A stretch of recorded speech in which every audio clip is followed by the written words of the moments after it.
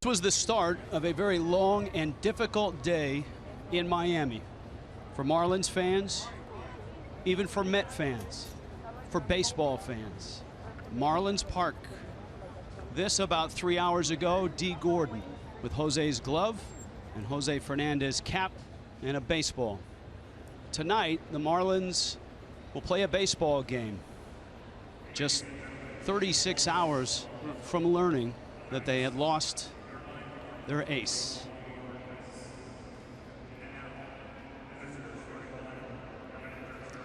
Hi everybody, I'm Rich Waltz along with Al Leiter. You see the emotion in the Marlins players' faces.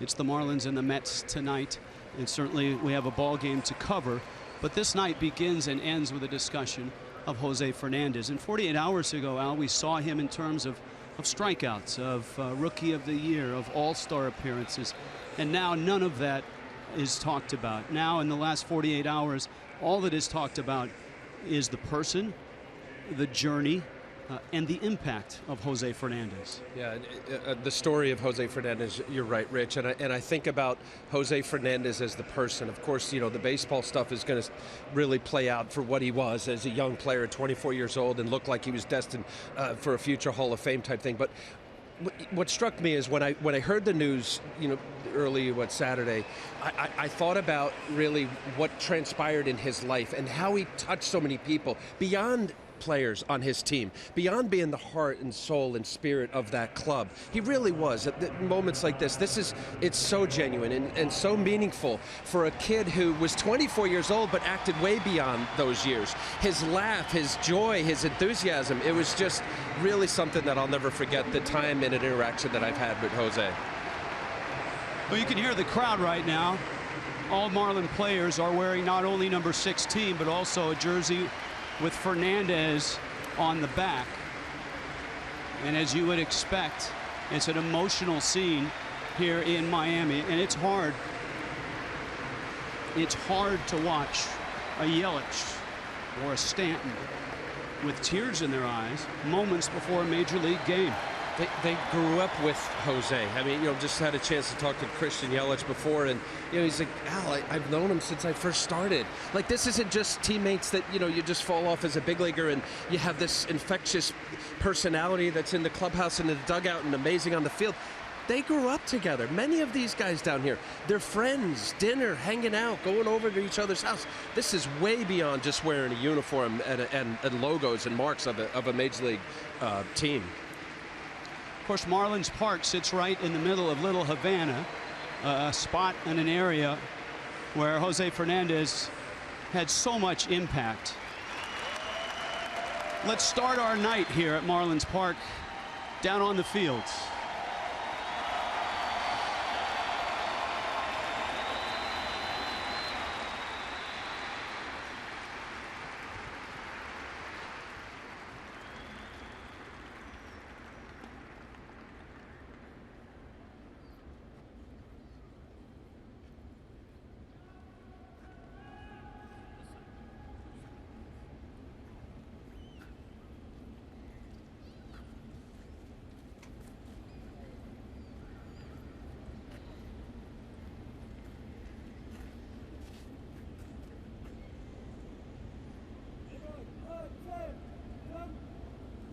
Nuestra comunidad, el mundo del béisbol y la familia de los Miami Marlins sufrió una trágica pérdida ayer con la muerte de José Fernández.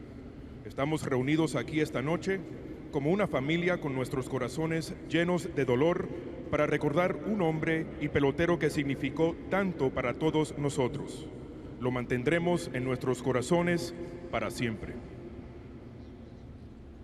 Our community, the baseball world, and the Miami Marlins suffered a tragic loss yesterday with the passing of Jose Fernandez. Our hearts are heavy with sorrow as we gather together tonight as a family to remember a man and a teammate who meant so much to all of us. We shall keep him in our hearts forever, and please bow your head and reflect with a moment of silence.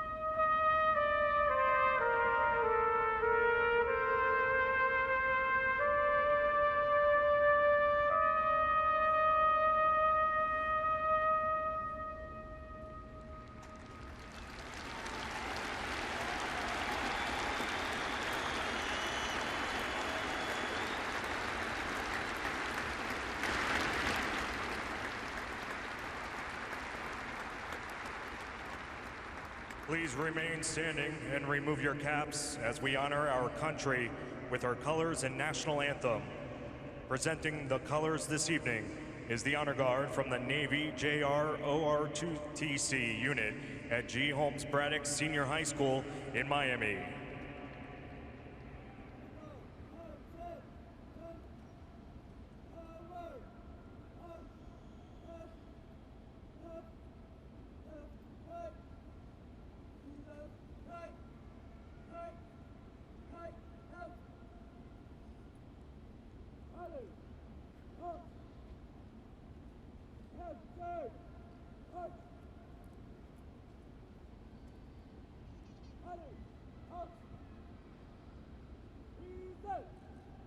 And here to perform the Star Spangled Banner for us this evening is the Carrollton Choir.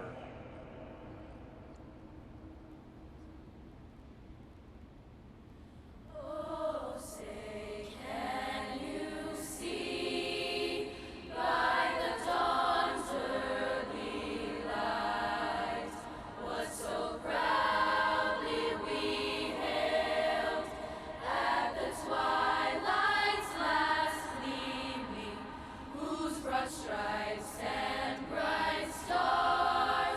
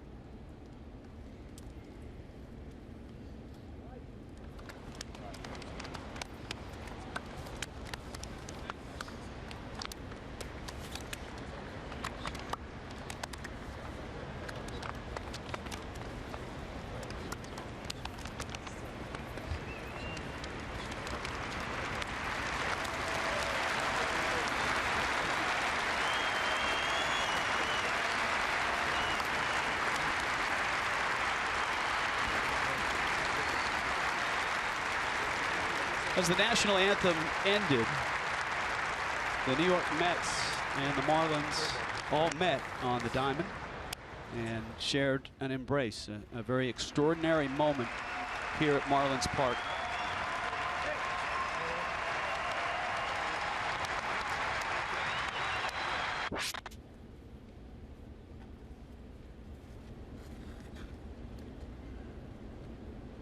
NYN Cespedes and the Mets. The embrace over now, and now it's for the Marlins and the Mets.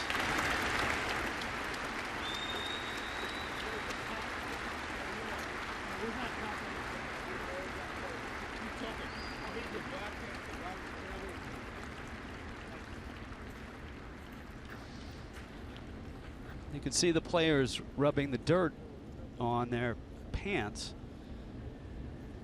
Jose Fernandez in Cuba grew up without rosin bags.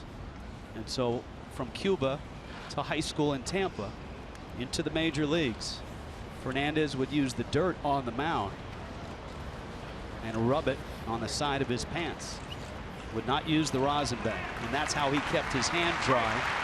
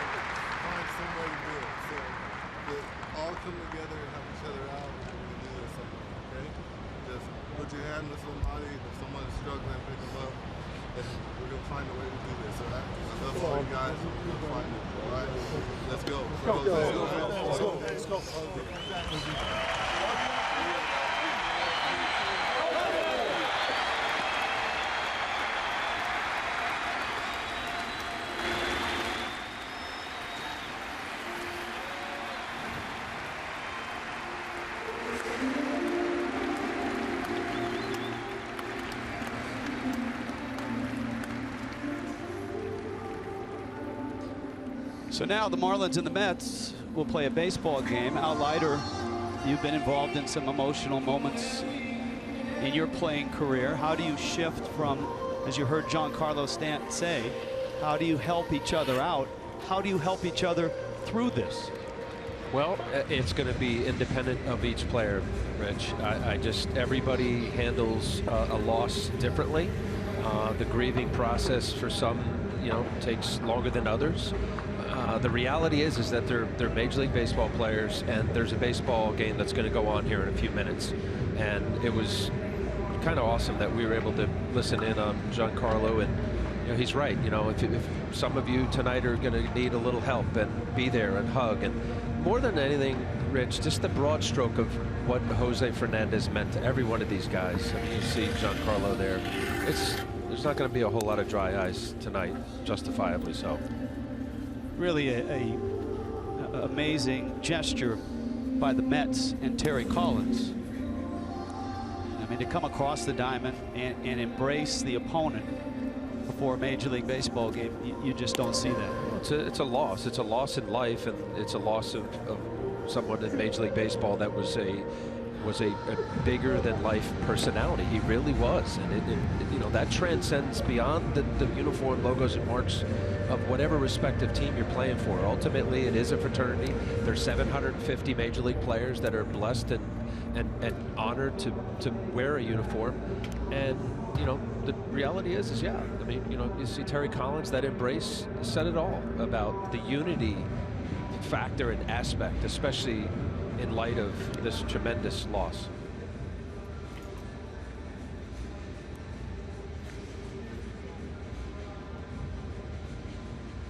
And of course, for the Mets, there's a postseason spot at stake. The Marlins are not mathematically eliminated either. So the Mets arrive a hot team. They won 3 of 4 against the Phils.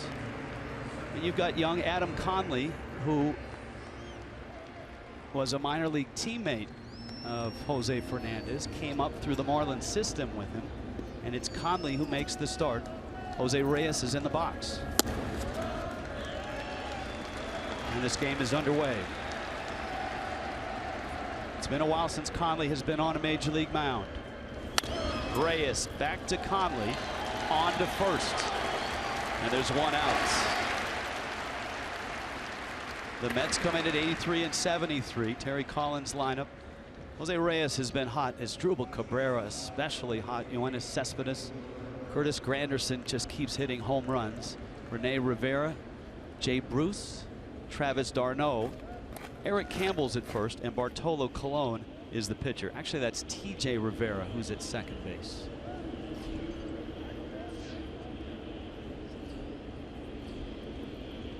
Here's Asdrubal Cabrera, switch hitter, shoots one into right field, and that's a base hit.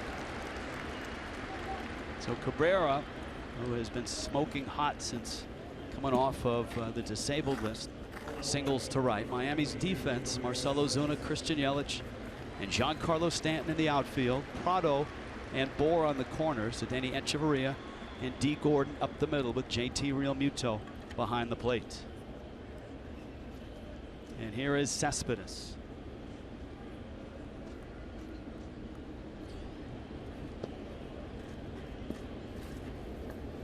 Cespedes, who lives in Miami in the offseason, has hit particularly well in this ballpark. Conley throws a strike. Asdrubal Cabrera as he arrived at first. That's a brotherhood. It's everybody's feeling the pain, no matter whether you're with the Marlins or not. Cespedes, a big swing, and he pops it up. Bour.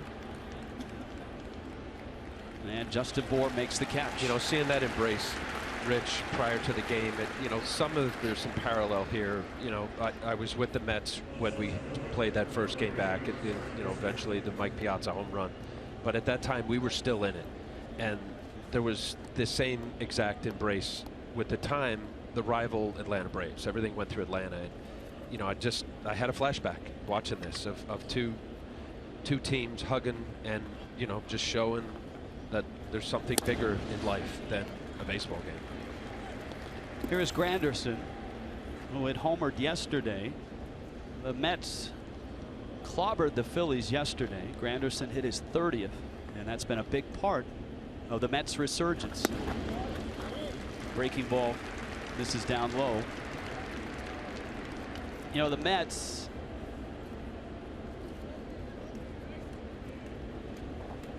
trying to get back to the postseason. That line drive finds the seats. The Mets are #1 in the wild card. They're a game up over San Francisco. Terry Collins has them a game and a half up over St. Louis. Here's the wild card standings. The Marlins still sit 4.5 back at 77 and 78. Conley to the plate, and that one's by Bour, and down the line foul. 8 home runs this month for Granderson. That is tied for the most in the National League. So the Mets are getting offense. Talked about Reyes, Cabrera since coming off the DL, Cespedes, Granderson. It's actually pretty amazing what the Mets have done. You mentioned about Terry Collins and a mash unit of really built around great starting pitching.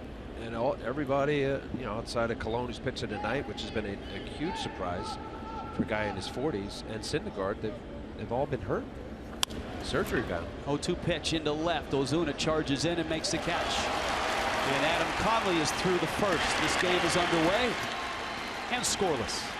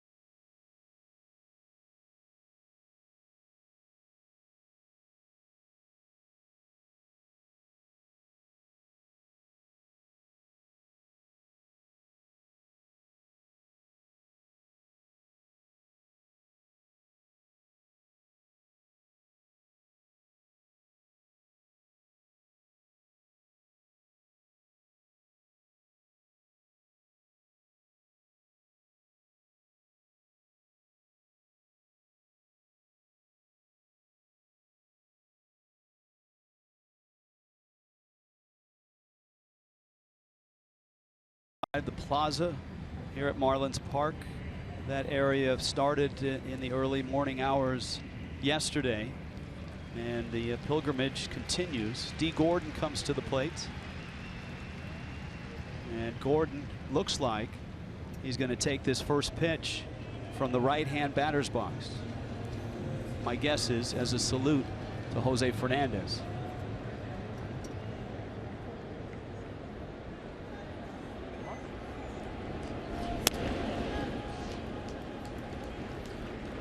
And I would guess that was Jose's helmet.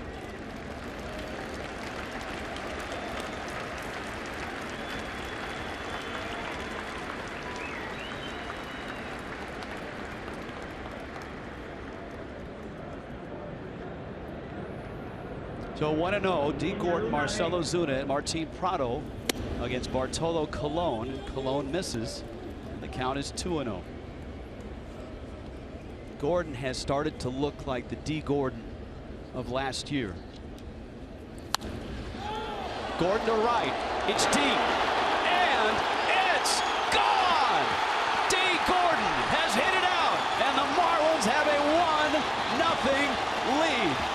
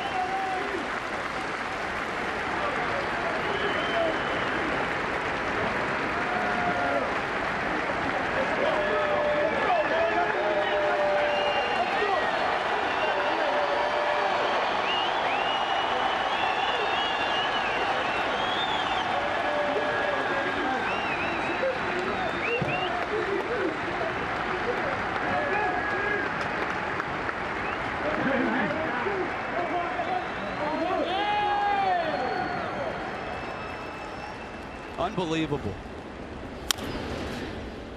Just unbelievable. His eyes wet with emotion as he rounded the bases. His first home run of the season. 303 at-bats. Rich. And a 1-0 lead for Miami. Ozuna takes a fastball in with Martin Prado, and now Christian Yelich coming up as well.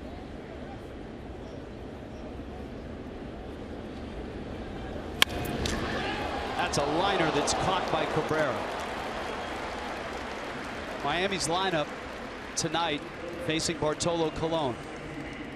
Gordon, you've seen Ozuna. Martin Prado is the team leader. He emotionally spoke yesterday at that press conference here at Marlins Park. Christian Yelich hits leadoff, or hits cleanup. Giancarlo Stanton, Justin Bour, JT Realmuto, Danny Echeverria, and Adam Conley. Here is Prado. Now, Leiter, I've seen a lot of things at a baseball park, and I've never seen anything that comes close to that.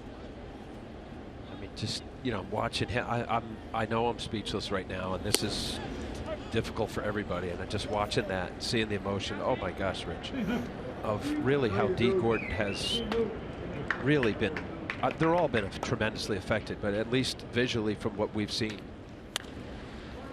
you know, with the reports and TV and sound bites and etc. You know, that man right there is, Jose's looking down right now.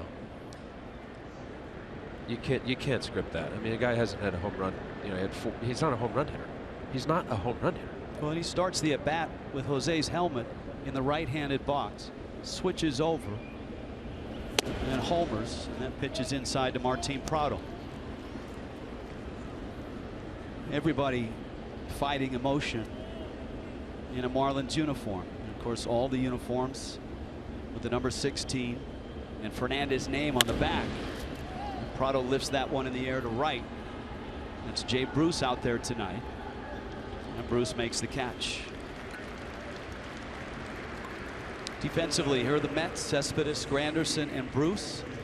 Reyes and Campbell on the corners. T.J. Rivera and Asdrubal Cabrera are up the middle. Travis d'Arnaud is behind home plate. And here is Yelich.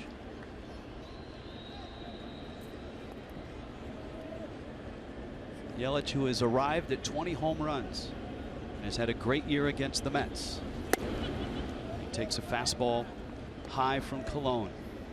One of the great young hitters in the game, who this year has blossomed in terms of power. 37 doubles to go with the 20 homers. Up the middle, Cabrera gets the out. Dee Gordon opens this night with Jose's helmet in the right-handed batter's box. Steps over and hits his first home run of the season. And Miami is off to a 1-0 start.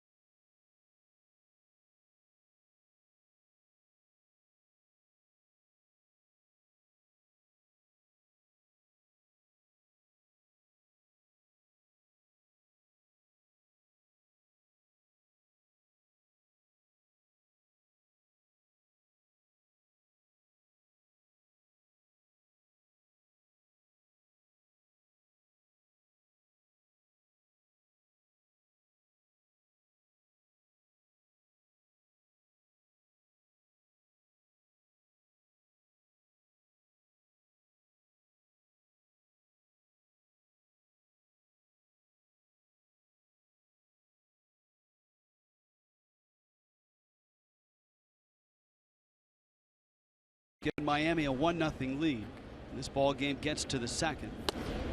T.J. Rivera, Jay Bruce, Travis d'Arnaud for the Mets against Adam Conley. Rivera has made a nice impact in his 28 games. He fouls that pitch out of play. Born in the Bronx, raised in the Bronx, ironically. Now a Met, was born on the same day the Mets captured 1986 World Series.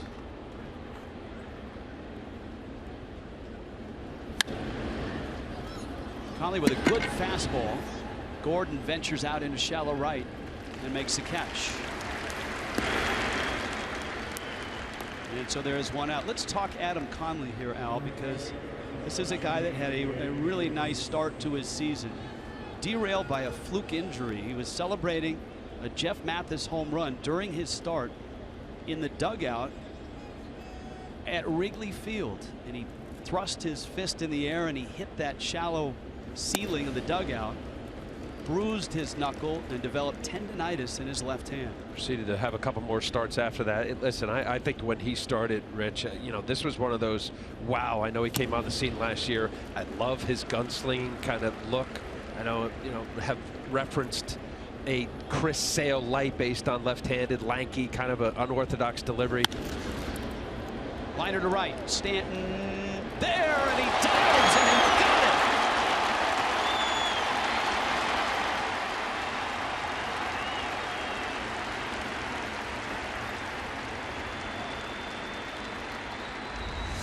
A nice play by Giancarlo here. The ball out over Robin. Jay Bruce tracks it, lines it up. Nice play. Once there, you got to track out a good beat to it. What's he thinking? Probably the best test for that groin injury that Stanton has had since he's been back. Don Mattingly has used him for half a game to begin with, and now he's been able to play into the 6th or the 7th inning. A 1 pitch. D'Arnaud bounces it to third. Prado on over to first, and Adam Conley has come out with 2 shutout innings, an 8-pitch second. Stanton is up when we return.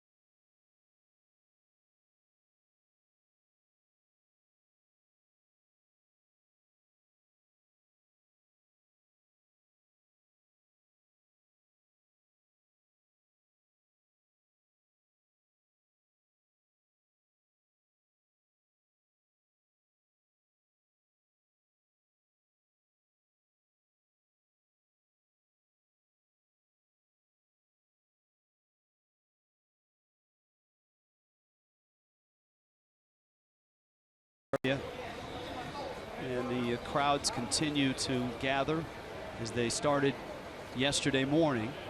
Yesterday's game, of course, with the Braves canceled. Tonight, the Marlins and the Mets in the bottom of the 2nd. Here is Giancarlo Stanton, Justin Bour, JT Realmuto against Bartolo Colon. Dee Gordon homered to open the night for Miami, and Stanton hits a BB in his center field. And that's a hit. He's hit the Mets well. This is a fastball away, and just nice, easy, level swing going through the middle of the field. And when it's off of Giancarlo's bat, and great speed and velocity. Just a strong guy.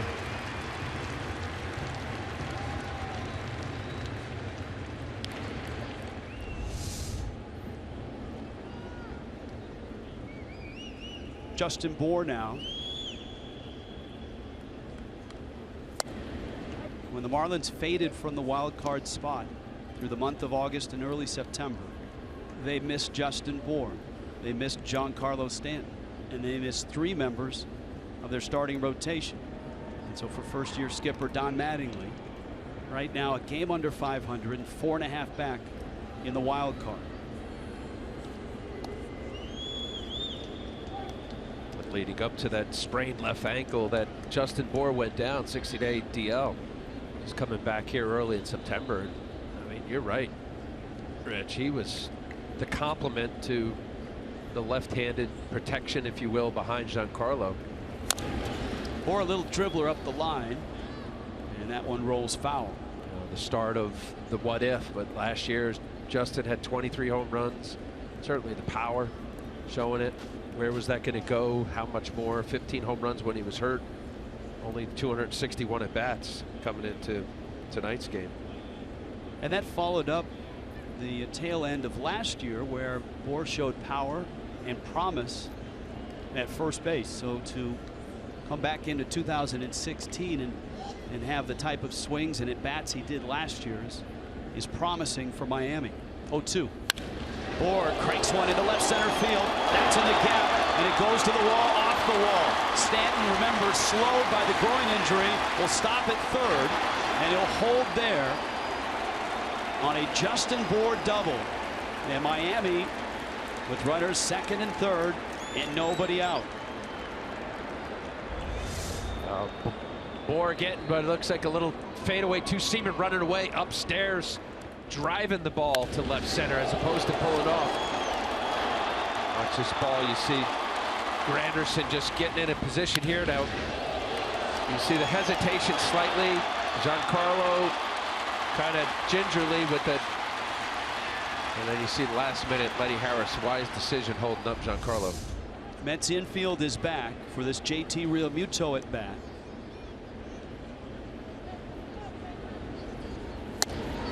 And Realmuto takes outside.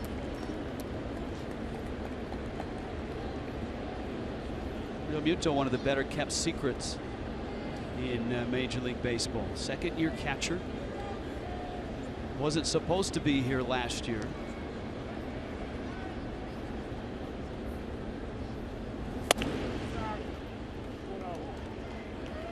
Because of the struggles at the position in front of him, Realmuto was thrown into the fire. Started for 5 months last year, and this year has really blossomed. He's been over 300 almost the entire season. Ground ball. Stanton comes home. Cabrera to first, and Realmuto's speed buys him a hit, and it's 2-0 Miami.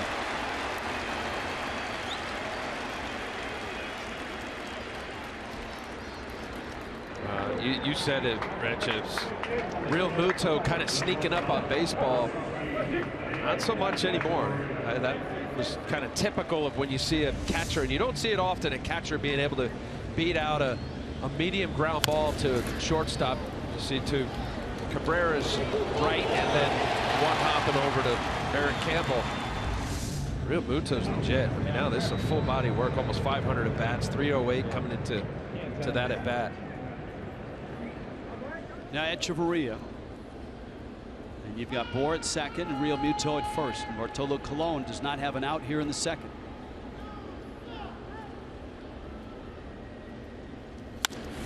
Echeverria right center field. Granderson going back. He's not going to get it. Bounces up over the wall and out of play. Bour will score. Realmuto must go back to second. And Echeverria emotional as he arrives at second base.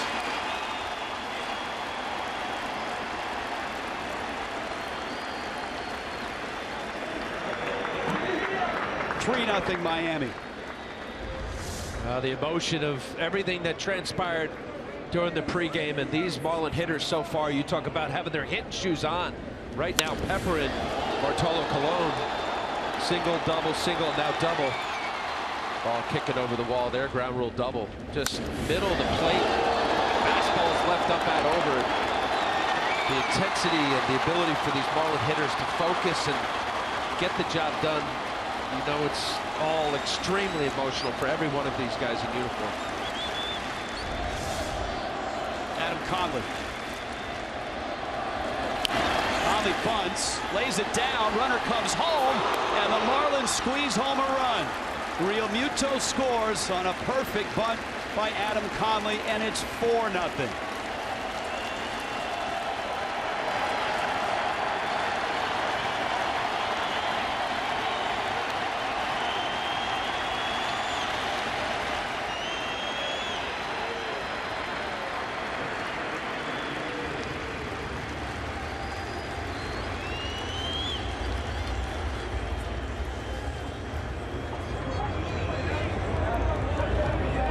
Again is Gordon.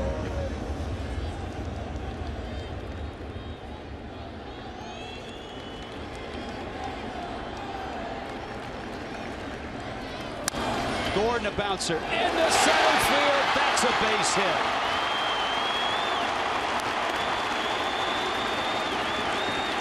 Five-0.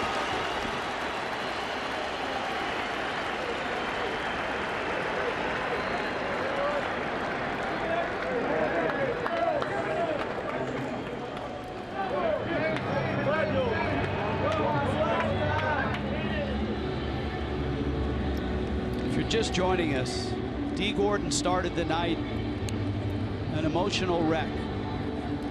He came to the plate for his first at bat in the right-handed batter's box. He's a left-handed hitter wearing Jose Fernandez helmet. Took a pitch, switched, and then homered to right. And with tears in his eyes, he rounded the bases, got to the dugout, almost inconsolable, went down into the Marlins clubhouse.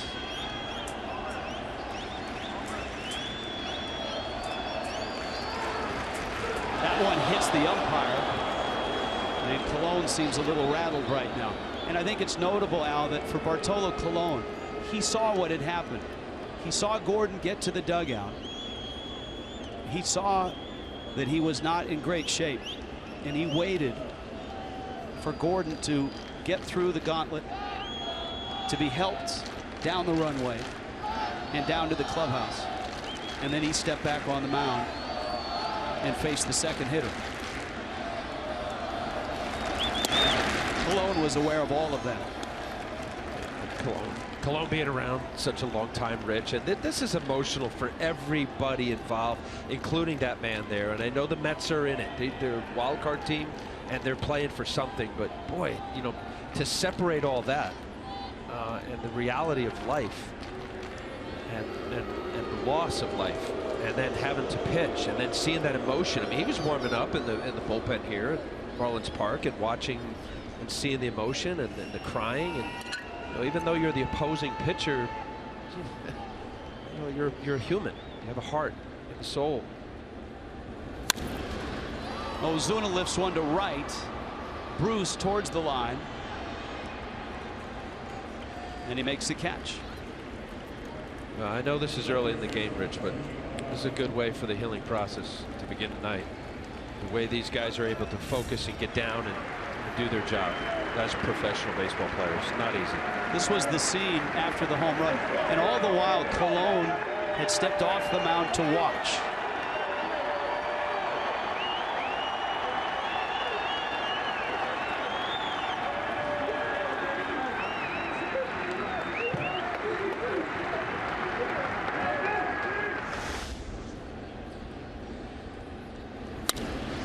Prado a liner to short, and it's caught there by Cabrera. Miami has put 5 runs up on the most difficult night in Marlins history.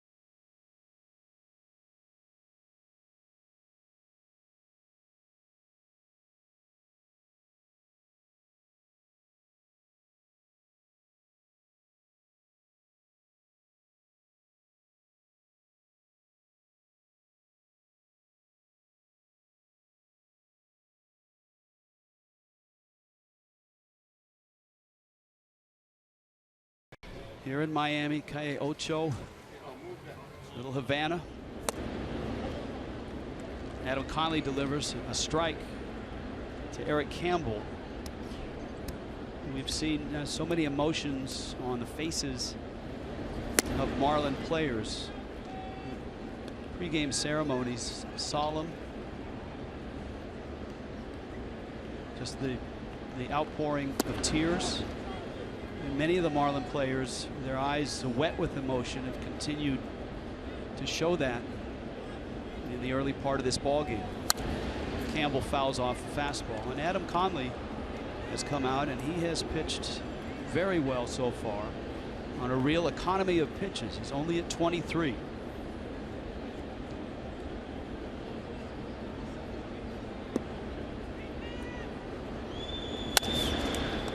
Back to Conley, and an underhand flip to get the out. Let's check in with Craig Minervini. Craig.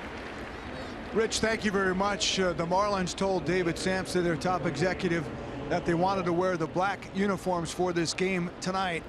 And David Samson then called Rob Manfred and the Major League Baseball commissioner to get an okay to have the number 16 of Fernandez on all of the jerseys. Originally it was going to be a surprise, but it leaked out in the media, and so the players found out. The issue, though, was they had to get through the Majestic Apparel Company in Philadelphia, opened their plan up last night to put all these jerseys, I think over 50 together, and the numbers, the names, the sizes, and then send them down here today. They were not even here when the Marlins took batting practice around 4:30 today. It wasn't until they got back off the field sometime around 5:30 that the jerseys arrived, and all the players were able to put these on and wear them, and certainly showing the spirit of Jose Fernandez tonight, guys. Thank you, Craig. I mean, we've already seen players with Jose's number on their hats, on their spikes. We saw Dee Gordon actually had a number 16 etched into his hair as well. We saw this as Dee was headed into the dugout. Reyes takes up. Jose Reyes bounced back to the mound. Fernandez number, his name is everywhere in this ballpark. In between innings, during batting practice, the music that was played here was Jose Fernandez's selection, the music that he played in the clubhouse on days where he started. There are no loud announcements. There's no advertisements in between innings. Just the music that Jose chose for his start days, and this of course was his start day.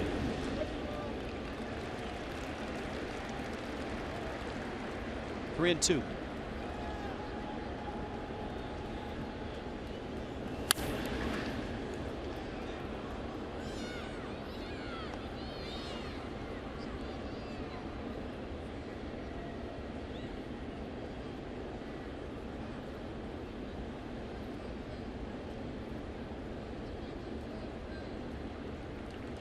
Three-two. Chopper. Reyes with the great speed, and Conley throws it away. Down the line it goes. Reyes takes the turn. Stanton picks it up. And Jose Reyes is at second base. Probably be an infield hit and a throwing error, and it is.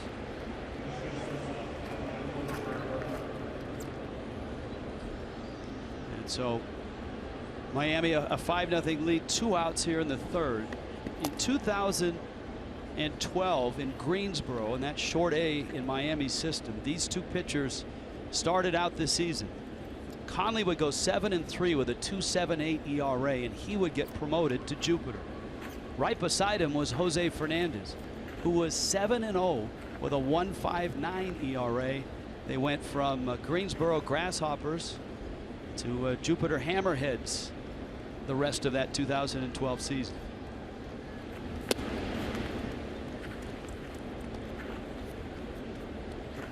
Just, watching everything that's transpiring tonight, Rich, there's no other sport. I don't know of any other entity in the job world that you're as close as you are as a Major League Baseball player. You literally are with your teammates in intimate ways, closeness, clubhouse, bus rides, airplanes, 183 days, 162 days, games. You have a very few off days. And then you add what we just showed the minor league life of players that grow up together. You're just so close. It's more than, it's family. It really is. And it's not just words. You're with the guys every day. And you don't show up at 7:05 or 6 o'clock or 5 o'clock. These guys, they get there at noon, 1 o'clock. It's so deep. It's so emotional. And it's so personal. It really is.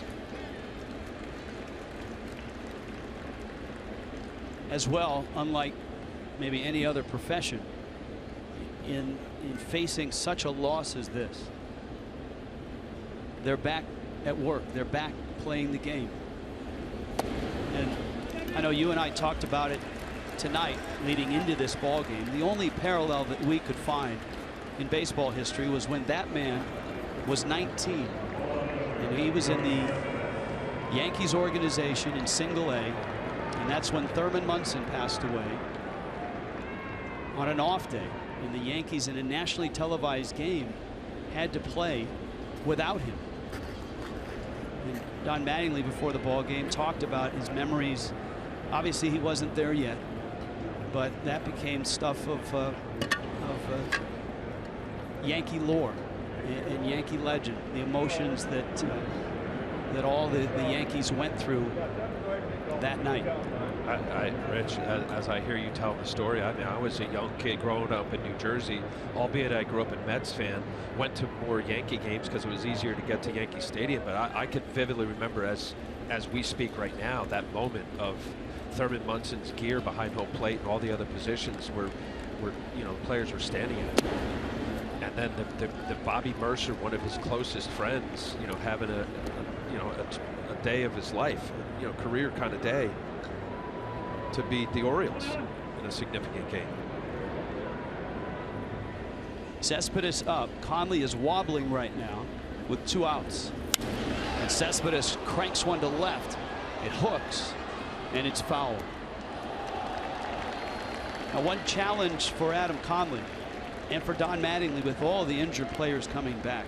There were no minor league games to rehab his players. And so Conley had to throw simulated games, which is essentially on a major league mound in the afternoon against a few hitters, and throw as many pitches as you would and try to ramp back up. But the minor leagues end a week into September.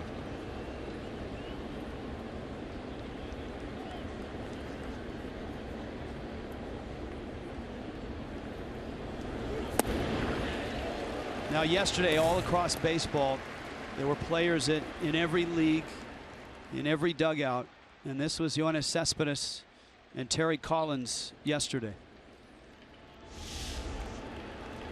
And there's that jersey tonight.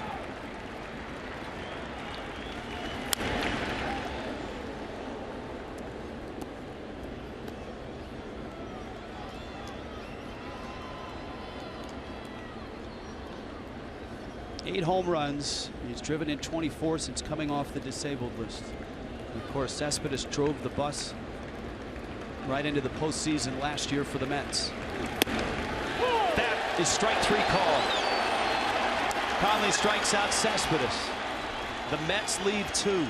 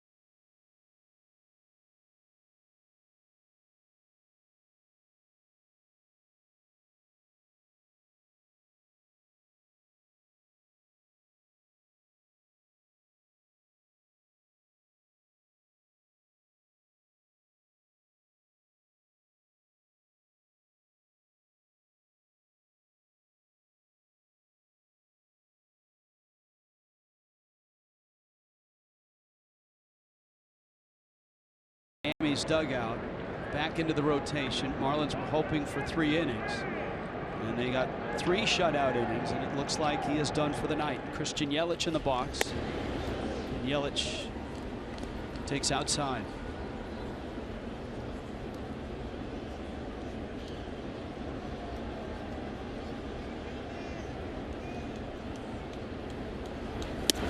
Yelich, one of the young players that came through the Marlins minor league system as well, around the same time with Jose.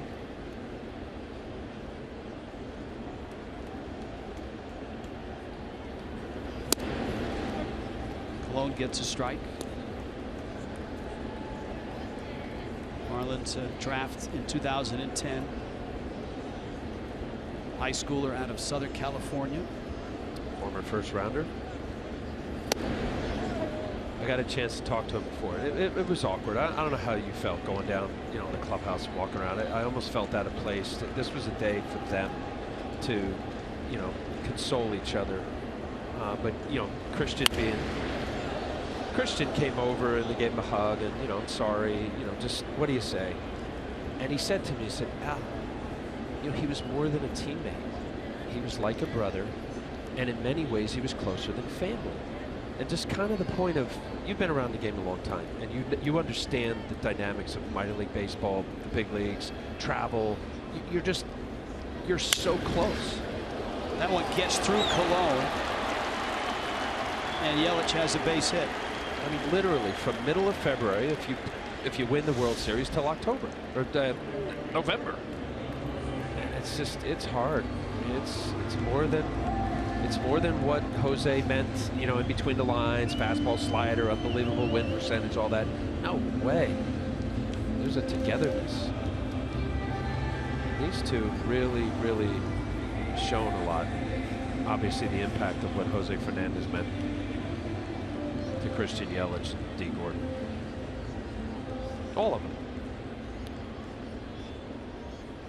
Well, you know, the thing about Jose is that he was really their touchstone, because not only was he the ace, but Jose was your constant companion, a guy whose childlike wonderment and innocence and curiosity with the world had him in constant conversation with anybody within earshot. As Stanton climbs in, Yelich at first. Stanton fouls it back. If you watched a Marlins game in the past, no matter if he was starting or not starting, Jose Fernandez would spend at least 7 to 10 minutes with every player in uniform during the course of the game. Terry Collins and the Mets trainer coming out to talk to Colon.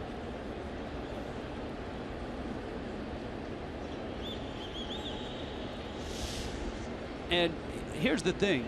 Jose would wear each guy out. He would spend 7 to 10 minutes, and then he would move on to the next guy, and then the next guy. And it didn't matter, Al, if you were Giancarlo Stanton or if you were the last guy on the bench. Jose was next to you for a good 10 minutes every night. And that's one of the first guys that really embraced Barry Bonds when Bonds walked into the clubhouse at spring training. Walking back into baseball was Jose. I mean, Bonds wasn't sure who would be accepting of what he had to offer. But Jose, from that very first day in spring training, was like a puppy dog next to Bonds. If it was a spring training game and Bonds was sitting outside the dugout, sort of like he is now, Jose was right next to him. And Fernandez wanted to know, as a great hitter, what are you looking at? What do you see in me? What do I need to do better for someone that all that Bonds had accomplished? What did you see that you could help me with? And Bonds at first couldn't shake him, and then flat out embraced him. And I think one of the things that Jose loved most about his time with Bonds is that Bonds was not a sugarcoater. He was not a pat you on the back guy. He was not a Jose, you are great, you are going to win this many games. he was constantly telling Jose, look, you haven't accomplished anything yet. You are not, you haven't been to the postseason yet. You haven't done this yet. And that was like oxygen to Jose. That is what he wanted to hear. How can you make me better? And Jose appreciated the candidness and the bluntness of Barry and Barry Bonds, exactly as you put it, you know. And he playfully would come back and say, time out, where's your Cy Young? And Jose, you know, that's greatness. That's the guy that wants to be not just a perennial all-star, but, you know, one of the best. And he showed it. He showed it every single time he stepped out there. Now, yesterday, when the Marlins arrived in shock to the ballpark, Bonds was the first to the mound. We talked about Jose and the dirt that he used to use and rub on his pants. They were close, genuinely close. Barry got to Jose. Stanton hammers another one to center, and that one is caught by Granderson. Stanton has hit 2 balls extremely hard, the single in the second and that liner. Wow. There's base hit up the middle of his first at bat. That ball is scolded. You see it start knuckling on Curtis Granderson. Ends up ball top spinning down. Granderson making a nice play.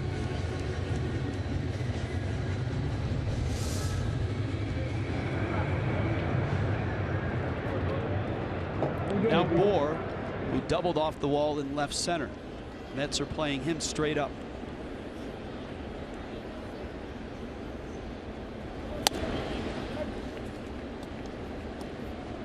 You know, that montage that we showed with Jose Fernandez showing his love for his teammates, love for winning a baseball game, and not when he was in the game. Although he was doing the same thing. There was a consistency with his craziness and zaniness and childlike behavior.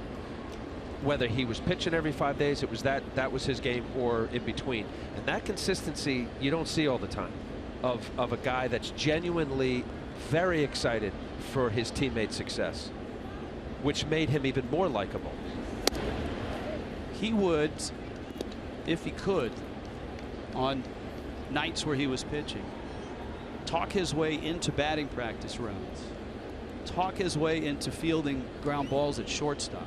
Anything he could do to occupy his time. He was not a guy that had the hood over, you know, the sweatshirt over his head with the headphones on, staring into his locker. Jose was like a parade. I mean, it was constant motion and that constant smile on nights where he pitched and nights where he didn't pitch.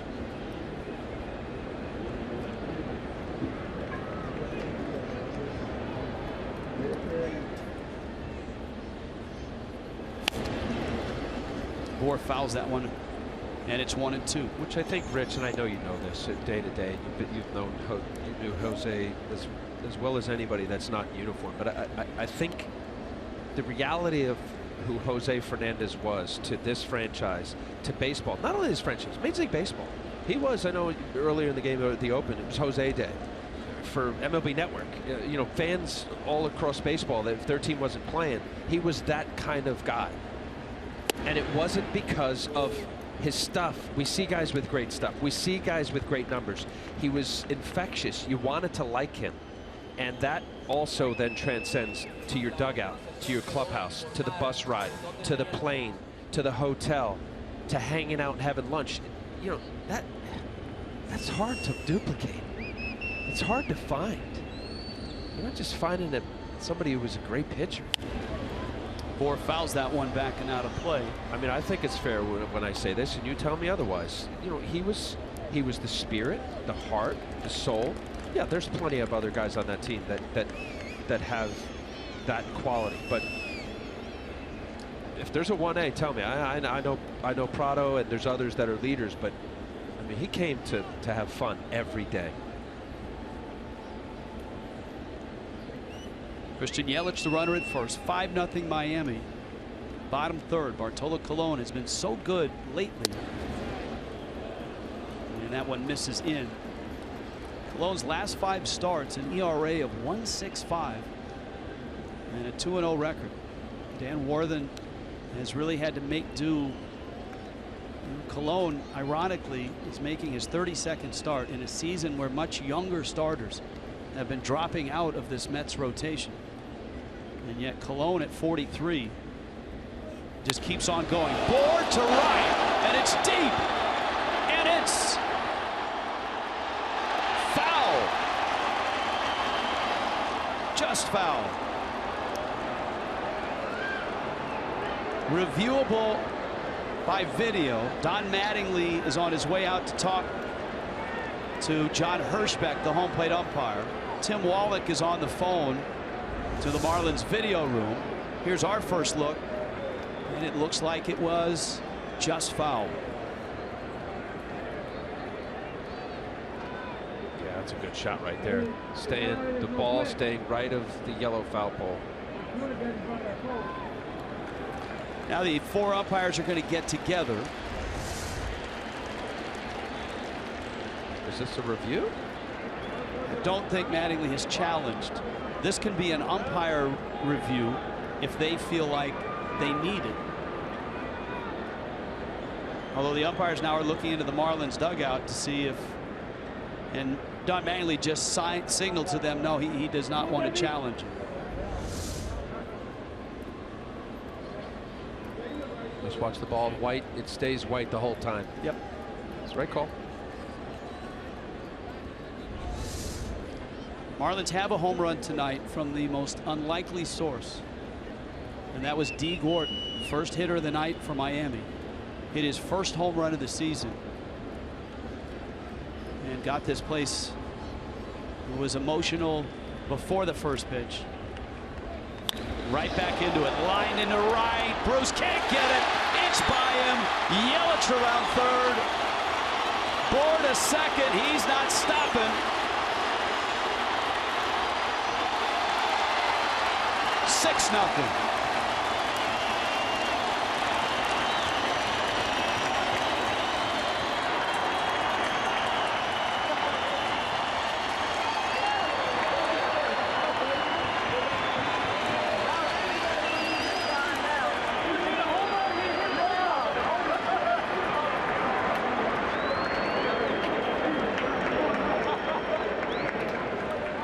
To watch where this team was before the game, in tears,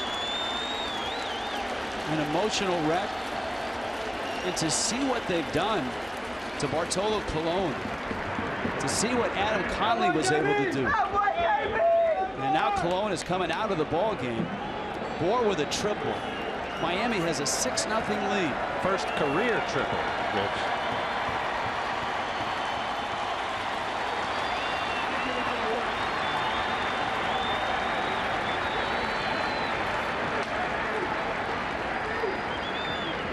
Well, the expressions have changed. The faces have brightened. Gordon wants Bour to come over and grab a Gatorade.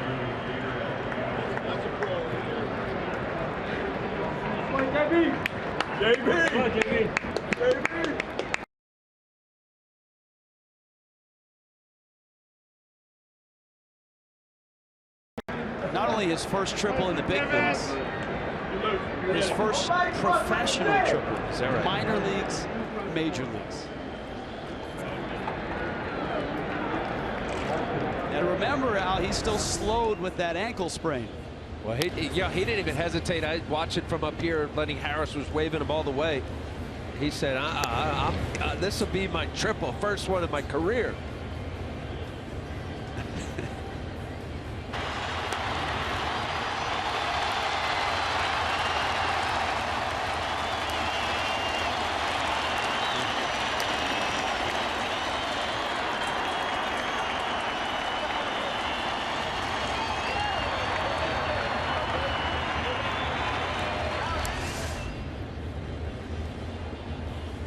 Wow. Pretty cool. Yeah, it's look, we said it coming in. This is the most difficult night not only in Marlins history, but that you and I can remember ever being around. And it really showed in the pregame ceremonies and the national anthem, with the Marlins starters ringing the mounds, openly crying and weeping. With the Mets, after the national anthem, coming across the diamond to embrace the Marlins. With Gordon coming to the plate with Fernandez helmet in the right-handed box, taking a pitch, and then switching over to his proper side, his left-handed side, and then homering for the first time all year. And now, and there's no cologne, Gabriel Ynoa with an infield in. He throws a strike to JT Realmuto. And this is a Mets team that scored 17 runs in beating the Phillies yesterday. This is a Mets team that had scored a franchise record 25 unanswered runs in that Phillies series.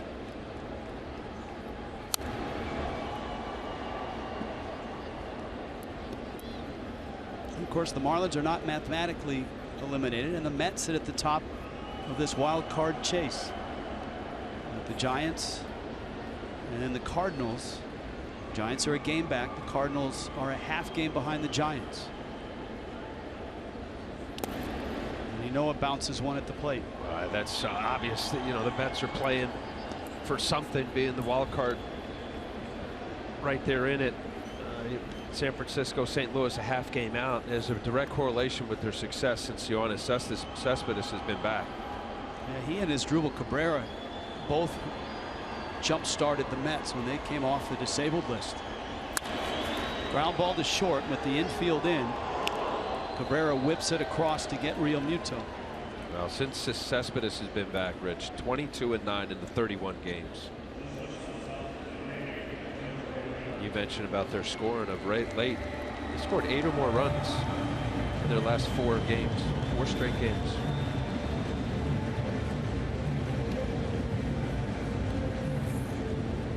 Now Echeverria, who doubled back in the second. The Gordon homer in the first. Miami chased across 4 in the second. And they've added 1 here in the third.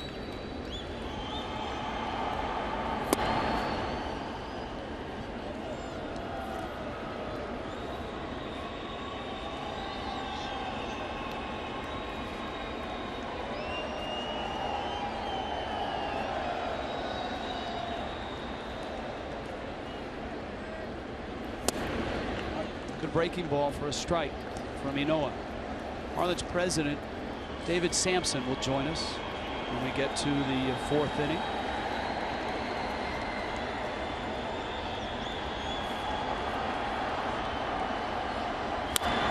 Echeverria into center field. That falls for a hit. And Bour will score. 7-0 Miami.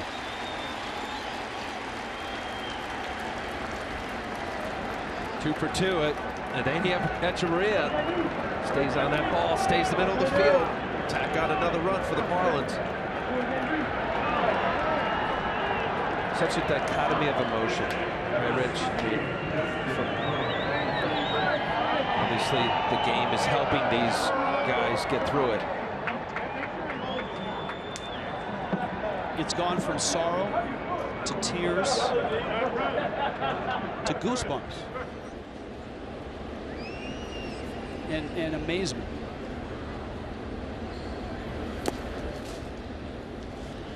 Destin Hood will take the at-bat. This is Conley's spot.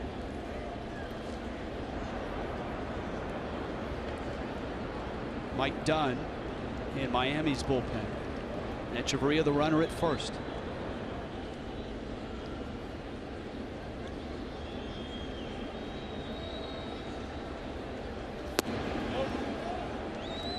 This is the time of a game. If this were not a Jose Fernandez start, he would be next to Don Mattingly right now, lobbying the skipper to let him pinch hit. That was a never-ending conversation. Let me pinch hit. Come on, Skip. On occasion, he would use Jose to pinch hit. Jose really became a pretty good hitter over the last couple of seasons. Hood, the youngster from Mobile, Alabama, who was offered a scholarship to play football, a wide receiver. Nick Saban wanted him, and he wanted to play baseball.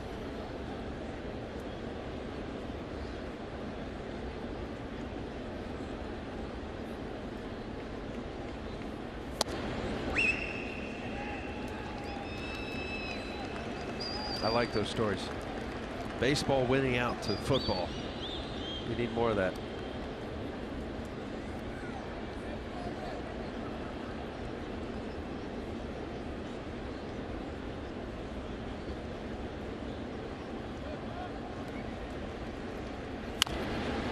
Hood pulls it foul, and the count is 3-2. And Hood, one of the young players that the Marlins called up in the absence of Giancarlo Stanton. And Conley, of course, on the disabled list at the same time. Marcelo Zuna was banged up.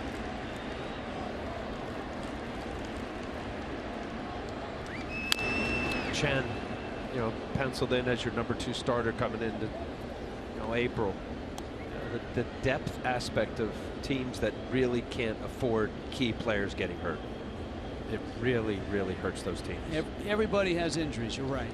Everybody. And for the Marlins, you lose your #2 in Chen, the guy that became the #2 when Chen did not pitch all that well. You see the ERA, Conley, he became the 2. They were both out. David Phelps, who's just been fabulous in every role this year, he was out on the disabled list as well. And it all kind of happened at once. And Hood swings and misses. Noah works his way through that third. Justin Bour, his first ever professional triple. On an emotional night in Miami, the Marlins have a 7-0 lead over the Mets.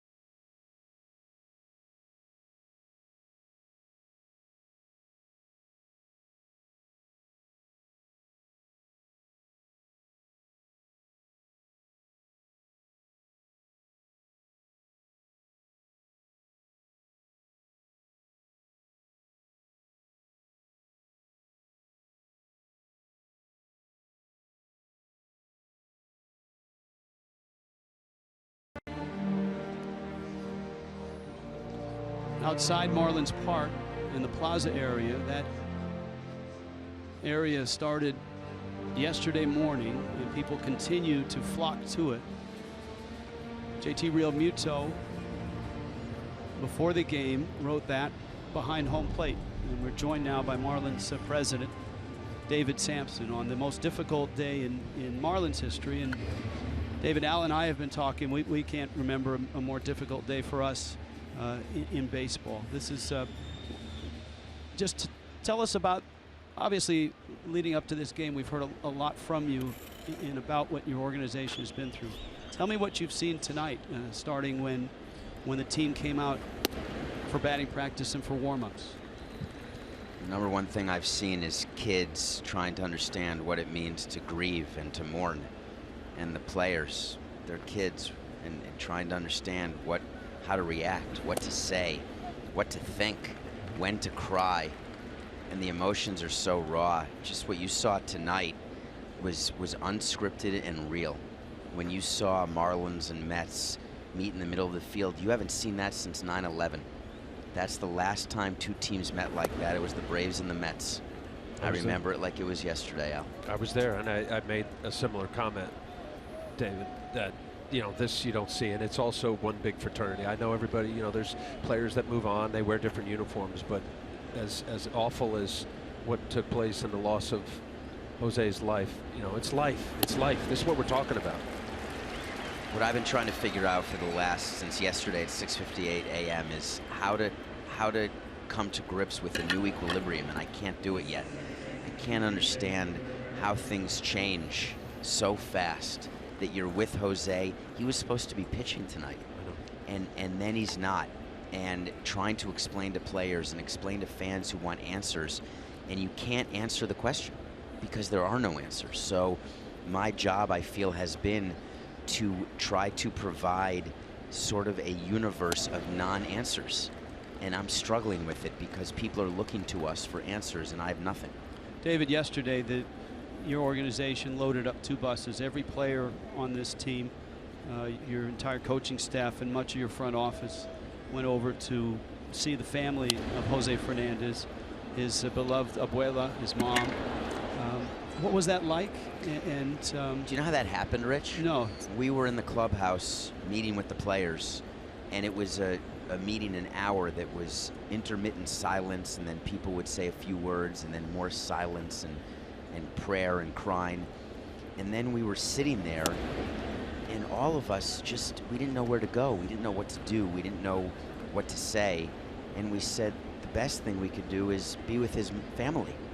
And so we got Manny Colon to get buses, and I want to thank the Atlanta Braves. We took one of the Braves team buses, and we went right there, and the Miami-Dade County Police Department escorted us. We got there, and all we did was hug the mother and grandmother. That's just what we did. We got there, and every one of us gave them a hug and said there's no words, and there are no words. So we hugged, we said a prayer, and that was it. Kind of one of your comments you just made about trying to have some equilibrium and answers to something that you really can't answer to. And as impromptu as that was, I'm sure it was very touching. The thing that you try to do in moments like this is you try not to make mistakes because everything's going so quickly, and you try to slow things down. And I'm not an athlete, but you talk to athletes, they talk about when you can slow the game down, you can perform better. That's how I felt yesterday, that we had to slow it down and try to make sure that we were doing the right thing by Jose, by the community, by his family, by the players. And the commissioner was terrific, and his help helped guide us. And it's just, I don't wish this on anyone, and I'm so sorry for his family and the community and everybody. And you can see Mike Dunn pausing at the mound after a scoreless inning here against the Mets. Back with David Samson. Marlins lead the Mets 7-0.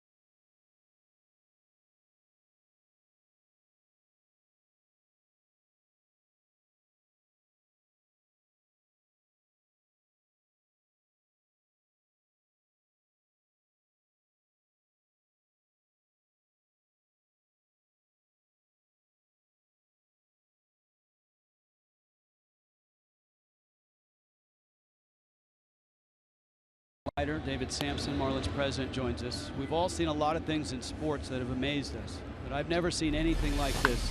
Right out of the emotion, with tears in his eyes, with Jose's helmet, Gordon took the first pitch from that side and then hit one out to start the night. 303 at-bats, David. That was his first home run. Dee is so extraordinary. He's been one of the more emotional ones. He is a spiritual, loving, interesting young man who's had a very tough year. And it's put a lot of things in perspective for him. And the last 24 to 36 hours have been tough on Dee. And he didn't know he was going to do that type of tribute till he did it. And certainly did not expect. That's the thing about sports, why everyone craves sports and loves the emotion and the passion and the excitement and exhilaration, because you can't script it, and then things happen and you say, did that just happen? And that's what people are saying about Dee Gordon right now. What are some of the things you can do, or you've already started doing, to help these young men? You know, you mentioned people grieve different ways, right? How they show it. The first thing we did was tell these young men that there are different stages to grieving, and that they're not going to go through the stages at the same time, and that it's okay whatever stage they're in, whether it's denial or anger or acceptance. What you're trying to get to is the ability to move forward with Jose in your heart, but there's a ton of time that it will take to go through it. And what we said is, it's not cookie cutter. If you're angry, be angry. If you're in denial, be in denial. If you're crying, cry. There's no wrong emotion. And so we've spent time with the players. We have grief counselors. We have religious grief counselors trying to help them, because these players, all of us in the front office, when you get a call like what we got yesterday, everyone now remembers that moment. And what do you do at that moment? Well, Dee Gordon is now 3 for 3. He's at first. Marcell Ozuna at the plate. Martin Prado is on deck. Miami has 7 runs on 10 hits. And the Mets without a run, 2 hits. Marlins have knocked Bartolo Colon out of the ball game. And Marcell Ozuna has his first hit of the night.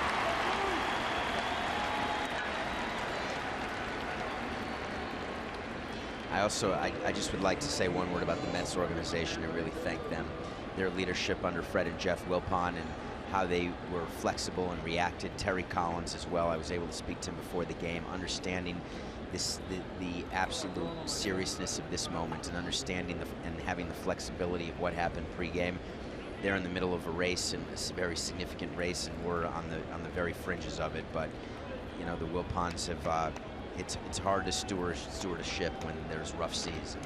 Anyone can do it when it's calm, right, Al? And I just want to thank them very much. Well, and you mentioned, because I was there, David, when you know, the first game back in New York and after 9/11, and you know, yes, that is true, and we did embrace the Atlanta Braves, and the feelings as a player and even a fan and everything that transpired. And I know we all have our moment with that 9/11 post experience. But there was a guilt feeling, and you mentioned, you know, some of the advice. I'm sure you have professionals helping these guys, you know, when to laugh, when to smile. And Rich and I were alluded to it early. You know, we saw cries, we saw hugs, and then, you know, the outburst for the Marlins. You know, 7-0 here with 11 hits, and you know, there was laughter, there was playfulness, and it's difficult to monitor that and temper it. The players feel like people are watching, and we talked about that pregame in the clubhouse, that the world is watching tonight. The world wants to know how to react, and people look to athletes and look to moments like this. When is it okay to smile or laugh or to tell stories about Jose? Or are we just in a grieving period? Are we just here to cry? And there, again, there's no answer, and that's what we told the guys. When you feel like laughing about a Jose story, then laugh. When you feel like crying, cry. And that was the message. Yesterday, Martin Prado sat at the table with you in what was obviously a very difficult moment for all of you. Prado is widely known around baseball, and I don't think many people outside the game know this, as maybe the most respected player in the game. And for him to sit and speak yesterday as the team leader was impressive. It was emotional.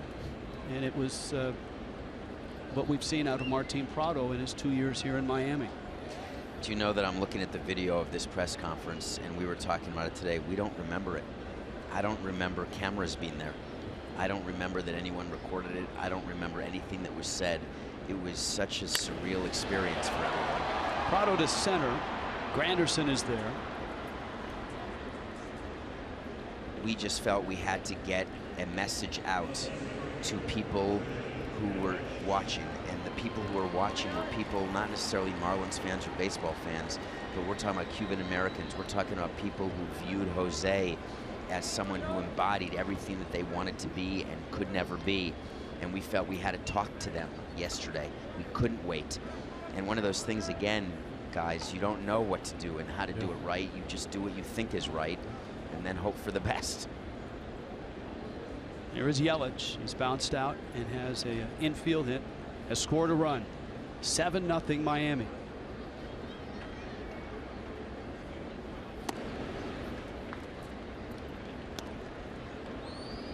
I'm curious if there was anybody else in baseball. I think of when Steve Olin and Tim Cruz, you know, that tragic boating accident during spring training in Indians. I think it was in the early 90s. You know, certainly Thurman Munson and those that experienced that. Was there anybody who called you to, aside from, you know, condolences, to help you through it? We heard a lot. We heard from a lot of people, and what was fascinating to me was the loss that people felt around baseball. Thurman Munson's name came up a lot. I was a little boy in New York when that happened, and we talked about the impact this has on people of all ages. And we just tried, as stewards of the message and of the emotion, we tried to just get and understand the severity of the moment, let people embrace the moment for what it was. It was going to be a memory of sadness. It was going to be a memory that was full of all of these conflicting emotions, and we felt that letting people have those emotions was the right way to go, and no one taught us that. We just thought it was the right thing to do, and I guess time will be all of our judges, won't it? 2-1 the count to Yelich. Dee Gordon at second. Marcell Ozuna at first.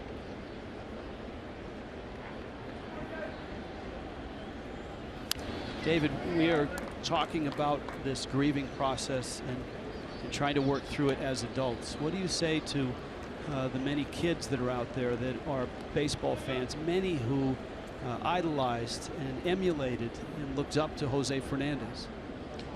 I want them to remember Jose for his enthusiasm for life. I don't want them to necessarily remember Jose for throwing 98 and for having an absolute unbelievable breaking ball, for being the winningest pitcher in Marlins Park and setting the strikeout record for this season. I want them to remember him for someone who chased life and chased freedom and understands what it is to live and to be passionate. If any kids take that, that's a success. Al, that hits close to your home, doesn't it? Yeah, sure does. So, David, I shared with Rich, my son, albeit I played for 4 teams and I played mostly with the Mets. He's a big Marlins fan. There's no denying it. And he called me. I was actually away. I wasn't in New Jersey, and he, with the sincerity of a 16-year-old boy who can't really express his emotions as we adults, and we can barely. He told me on the phone. He said, "Dad," this was his guy, and he said, "What am I going to do?" Like genuine, almost to a tear, the effect of what Jose Fernandez did, not just as you described it, David. It was, you know, my son Jack, he loved this, you know, his stuff, but genuinely said, "Dad, what am I going to do?" And as I'm telling you this right now, David, I'm getting the goosebumps because what do I say to my son? It affected my son. We all had to speak to our sons yesterday. We all had to speak to our daughters. My daughter was up in college at Yale crying because she said, "How are you going to replace someone who loved baseball like that?" And when you match the love with the talent, I've been around baseball 17 years. That's a combination that you don't find, and I think that's the cause of this sort of emotional outcry and heartbreak, is the love of the game, the love of life, and his story. I mean, look at us, Al. What have we done? We were born into freedom. I mean, really. And Jose, he went after it. And these kids look to him, and I'm proud of what legacy he's going to leave, because I promised his mother and grandmother yesterday, and it was translated to them. We'll never let his light burn out. We will never. As long as the Marlins are in existence and baseball is in existence, which is going to be long past we're here, we will never let the light burn out of what he means to this sport, to this country, and to the notion of passion and freedom. Never. And they cried, and we cried, and we promise that we will make sure that happens. is one of Jose's favorite sayings. When you're born into freedom, you really don't know it. He and I spoke about that the last time I was with him. We talked about it all the time. Stanton checks his swing. You know, one of the images I will take from this night forever was Giancarlo Stanton in the middle of the entire team on the mound before the game started, imploring his teammates to hang in there, and if you saw a teammate in trouble, to pick him up. That's a loaded statement there, Rich. We all try, and we all try as hard as we can to help each other, and you just hope that you can be there when it matters. And in order to be there when it matters, you have to be there all the time, because you don't know when it matters till after the fact.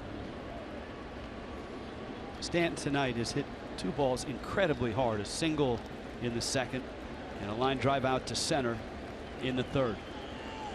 Runners go, Stanton pops it up, and it's back into the seats and out of play. Yeah, the uniqueness of what Jose represented and what he was, that's, I'm not going to say irreplaceable, because I think, you know, whatever, however long it takes, but from your position, he was something else in every facet as a player. Someone asked me today about replacing Jose, and that's, you just can't think of it like that. I don't have an answer for that.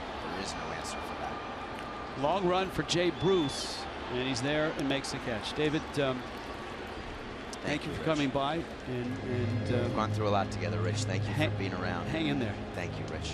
Thank you, Al. Yep. Thank you. All right, guys.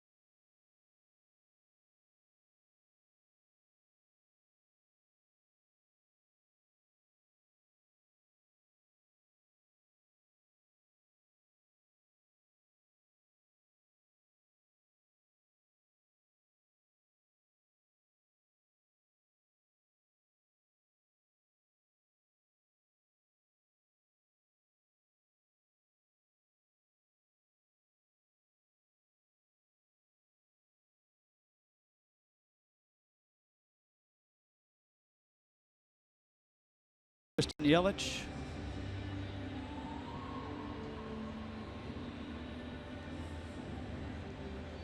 On the most difficult night in their baseball lives, trying to pick each other up. Travis d'Arnaud at the plate. And the Marlins will go to their second reliever. Brian Ellington is in the game, a hard-throwing right-hander, a Florida guy. He takes over for Mike Dunn. Adam Conley went the first 3 innings for Miami and looked good. Gave up just 2 hits, struck out 2. Mike Dunn, a scoreless inning. And now Ellington, a hard thrower. Travis d'Arnaud, Eric Campbell, and Gabriel Inoa scheduled for the Mets. Well, with the pitch count limit and innings limit on Conley, it looks like Mattingly's going to go with the Johnny Hole staff. We saw the good inning from Dunn. Now here comes Ellington. The Marlins have 13 relievers. So during the month of September, there's never an issue with major league managers using too many relievers.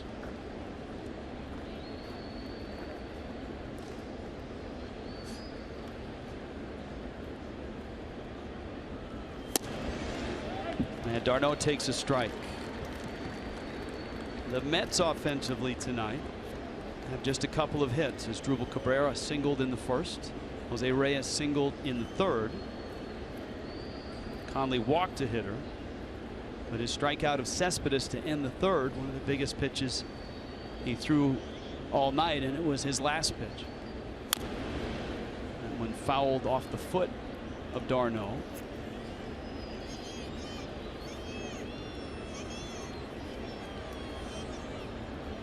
Gary Collins spoke so eloquently before the ball game about Jose Fernandez and the emotions that the Marlins were faced, and certainly that the Mets would feel as well. Fernandez, very popular player with opponents.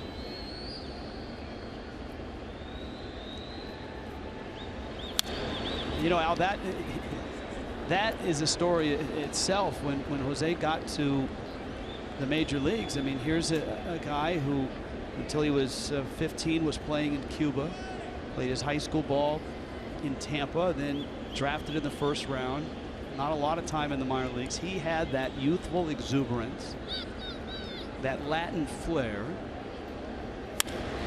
d'Arnaud gets into that one, drills it left field line, and fouled. And I think his first year or two in the big leagues, sometimes that Latin flair and exuberance spilled out. And at first there were some opponents that didn't appreciate that. And it felt like over the last couple of seasons, opponents around baseball began to understand that that was Jose.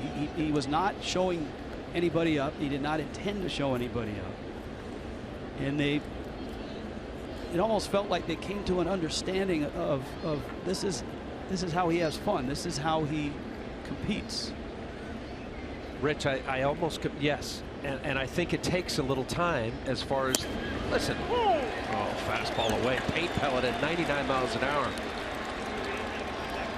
I think it takes some time for all players to observe. Listen, and also too, this isn't where, you know, once upon a time that, you know, you have a game of the week and periodically you see a highlight here or there. Like, this is every night these major leaguers see what's going on and watch this behavior. But he backed it up with his stuff and his consistency of this kind of behavior that eventually opposing players that may not have liked some of the things he did kind of said, okay, I get it. You know, this guy's into it. He loves what he's doing. There's complete joy and happiness while in uniform playing a baseball game or watching his fellow teammates. It's a great story yesterday from Freddie Freeman of the Braves the first time they met. Here's Lucas Duda in the box. First pitch that Jose threw to Freeman was a changeup, and Freeman hit it out for a home run. And Jose smiled at him as he ran around the bases. This game was in Atlanta. The second at bat for Freeman.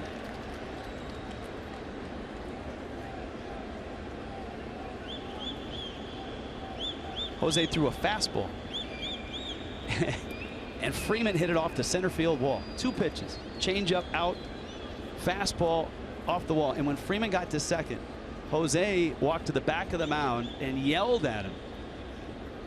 And he said, "How do I get you out?" And from that point, those two guys were very, very close. You know, and it's when I hear that, I couldn't have done that because I had a different level of intensity, and not to say that mine was right or wrong or whichever, but you know, to be that playful within the game. And I'm going to give you a name that I got a chance to play with him on a few different occasions, and he had a Hall of Fame career, Ricky Henderson. And Ricky Henderson, smile, laughing, really truly had a great time, as you know, Rich, watching Ricky. But Ricky was one of those guys when he first broke into the big leagues. I believe it was late 70s or early 80s. You know, and that's who he was.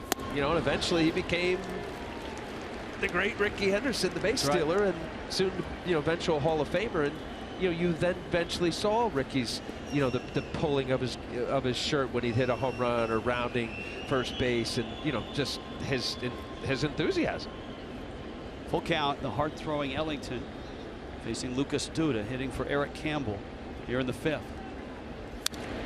And then there's a memorable game for Jose on the mound and at the plate, in which a lot of that Latin flair and youthful exuberance was rubbing some of the Braves the wrong way. That was a game here at Marlins Park, and there was a dialogue going from the dugout out to Jose on the mound, and Jose was dealing that night.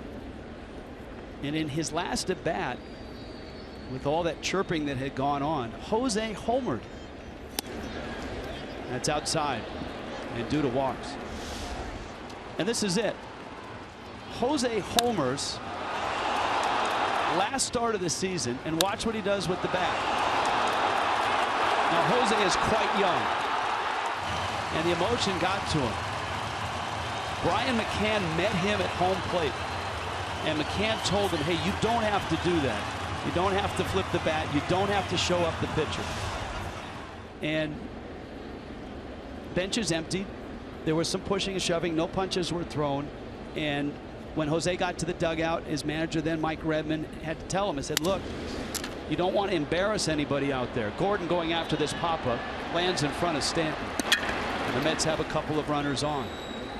So Mike Redmond told him, say, look, you know, it's okay to play with emotion. It's okay to play with flair.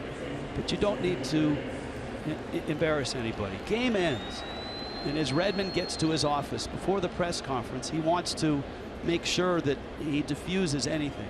So he picks up the phone and he calls Freddie Gonzalez, who was the Braves manager at the time. And Freddie answers the phone, and Mike Redmond says, hey, Freddie, I wanted to talk to you about Jose. And Freddie said, Jose? And Mike Redmond said, yeah, I want to apologize. And before he could say anything, Freddie Gonzalez says, oh, Jose's already over here. Mike Redmond said, what? He said, no, Jose's in our clubhouse. He's talking to the guys. Everything's good. Fernandez had gone over in uniform to the Braves clubhouse immediately as the game had ended to talk to McCann, to apologize to the pitcher who gave up the home run. Wow. Think about it. This was his rookie year? Was it 13 or 14? So, I mean, it was his rookie year. Last game of his rookie year.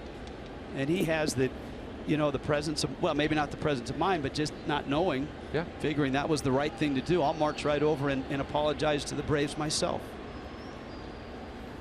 Unique, to say the least. Ellington right now facing Jose Reyes after a couple of singles.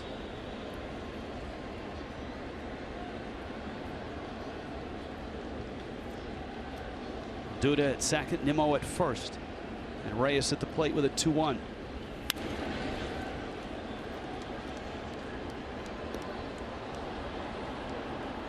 You noted earlier tonight that the guys getting a lot of the headlines, Yoenis Cespedes, Asdrubal Cabrera, and Curtis Granderson. But Jose Reyes has played an important role in this run by the Mets as well. Oh boy, hasn't he ever? You know, he had his issues and getting let go by Colorado. And center field, Yelich is out there. Well, the domestic issue that he had, and you know, that's passed, and he got a chance to get back to where it all started. But I mean, Jose Reyes, his time with the Mets and a table setter for a team that really was struggling to look for someone to solidify the top of the lineup for the Mets. Granderson and just mix and matching early in the year before Darno got hurt. You know, different players that just couldn't really be Jose Reyes. Now, Reyes has scored, what, 30 runs in the last 32 games. Here's Cabrera, who has a couple of sore knees, but just keeps on hitting for the Mets.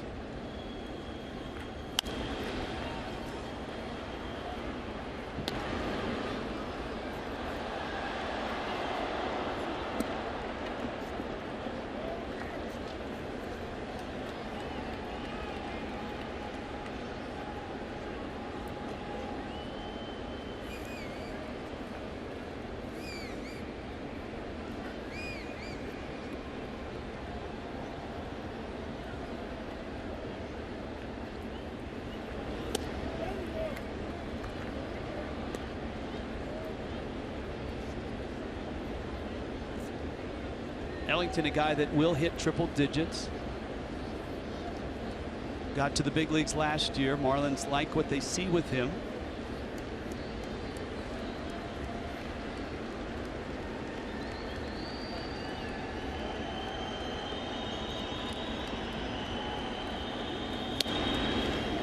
And a changeup misses out. And for this hard thrower, that secondary pitch, the ability to get hitters off that 99, 100 mile an hour fastball is something that the Marlins are working with him on. Don't be too cute. Hey, you got to throw 99 to 100 miles an hour, Rich. Attack the zone, get to the secondary, expand after your head. I'm watching here. He's getting in trouble, really trying to pitch, and I don't mean that pitchers aren't supposed to pitch, but he's throwing 98, 99. You said triple digits. We hadn't seen triple digits there. Was that 99 or 100? I believe it was 99. You know, I mean, I'm just the broad stroke right here. You know, one of the best arms, not only on the Marlins, but this is one of the better arms in baseball. You know, don't be cute. 1-0 changeup, come back with another changeup, 2-0, 2-1. Attack, command of an exceptional fastball, then you expand. Pitching yourself into trouble. Now, that fastball's popped foul, and there's a full count at 3-2. Listen, and there's plenty of guys in the big leagues, and you watch in, day out, that have to pitch, quote unquote. You know, 1-0 change to throw a 2-0 hook. You know, spot your fastball, be careful, keep it down, get late movement. Not for me, and for Ellington. And you've seen pretty much every game the Marlins have played this year. I mean, 28 games, a 1.52. That's when you get in trouble as a pitcher, especially with the arm Ellington's got. 98, 99. Full count, runners on the move with 2 outs.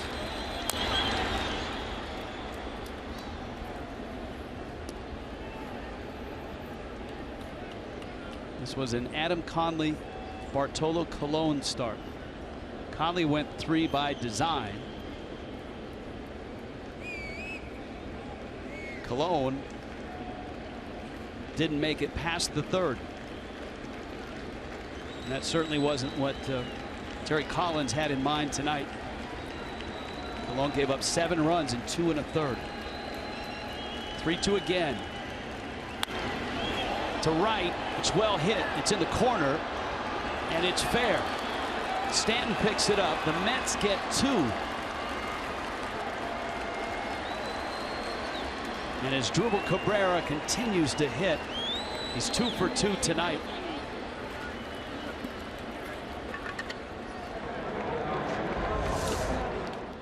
Well, Ellington got behind it, the 3-0, 3-1, and then he got the 3-2, and that's an elevated fastball. Pretty impressive hitting, really, is Drupal Cabrera. And you mentioned how hot he's been. Cabrera, along with certainly what Cespedes has done for this lineup. That ball is neck high almost, and pulling it at plus 95-ish. Impressive.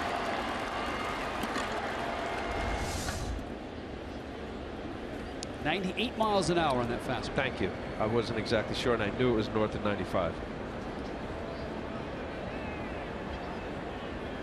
Hunter Cervenka starting to throw, and here is Cespedes, who was popped out and struck out.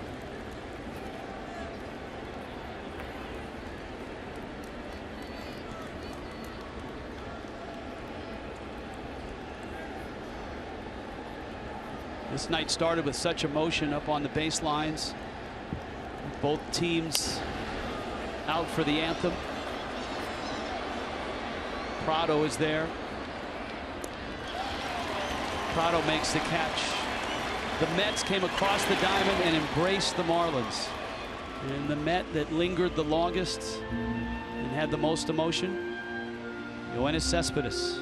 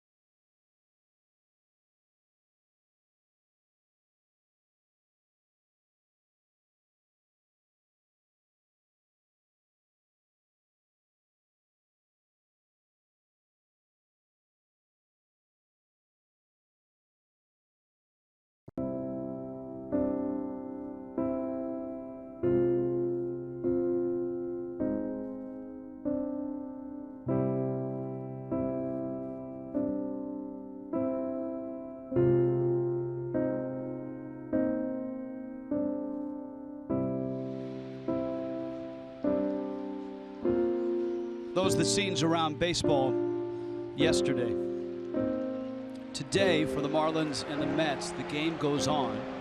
And the Marlins, in what seemed like just an emotional, fragile state when the game started. Marlin players in the field continuing to weep in that first inning after all of the ceremonies to start the game. Young Adam Conley came out. As you take a look at Lucas Duda at first, Rafael Montero is on the mound for the Mets. Adam Conley came out and got 3 outs in that first inning, and the Marlins, many of them, escaped back into the dugout, still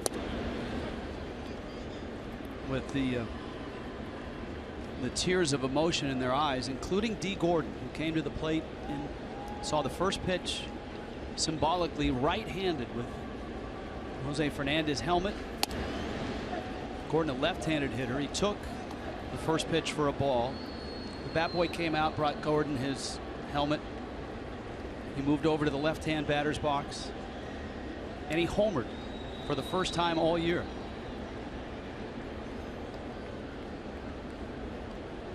And the Marlins went from that emotional state to a 7-0 lead. And this guy has hit all night long. Justin Bour is a home run away from the cycle now. He doubled in the second, RBI triple in the third, and a line drive single to right. Got the hardest one out of the way in his last at bat, his first triple, not only in his big league career, but in his professional career. Nice piece of hitting here, stays on the changeup, hands back. 3 for 3.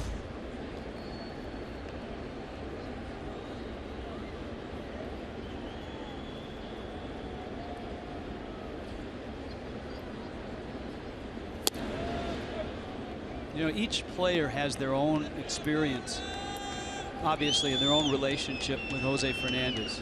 Justin Bour was a guy that Fernandez really loved, and Bour, a guy that bore the brunt, as no pun intended, of a lot of Marlin humor. There's a roller to third, and a wide throw has Bour sliding underneath T.J. Rivera, and he's out. I mean, even Ichiro has had fun at Bour's expense. And to see the emotion and reflected on Bour's face during the national anthem and the moment of silence.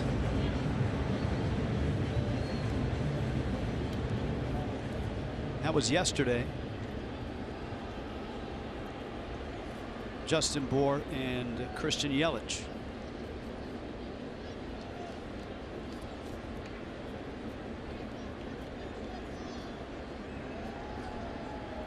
Echeverria now. Real Muto replacing Bour at first. And the big guy has come out here tonight and has 3 hits. Miami, and Al, you're part of this franchise, which started in 1993. Has 2 world championships, one of which you were part of.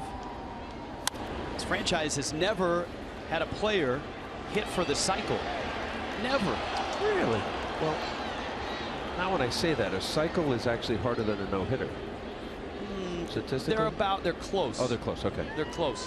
And the Marlins have had a slew of no-hitters, including yours, but never a cycle. And Bour is a home run away from it. I say of all people. Now we'll see how this plays out. Wouldn't that be awesome? But the hardest one. You're the last guy you would think of, right, would be Bour with a triple. You say, how did he get a triple? Well, we'll see. Best reality television right here. Here's Dietrich now.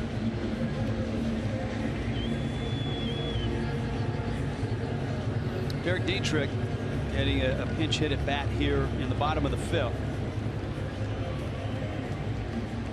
Eddie Echeverria now at first.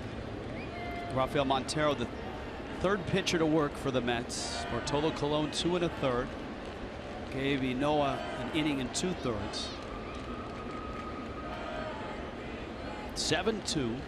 Miami on top. Dietrich trying to lift, swings and misses.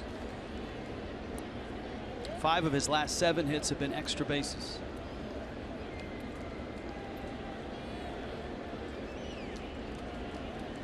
Couple of home runs in that Braves series.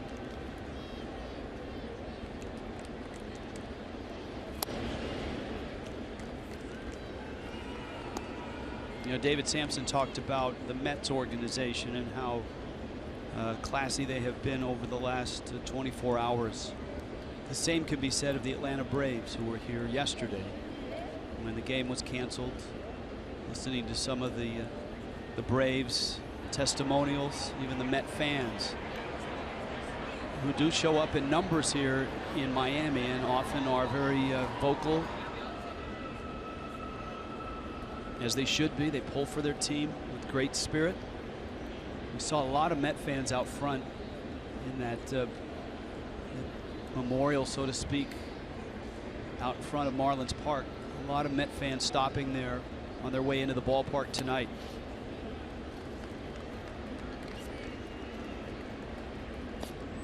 Also, David shared with us, you know, after their meeting and sit down with the players and kind of everybody gathering, wondering, you know, now what? And it was an impromptu, getting a couple buses to go over and be with Jose Fernandez's mom and grandparents and family. Yeah, every member of the team was on the bus, and they all filed in. They all hugged, and they all stayed for a good long while.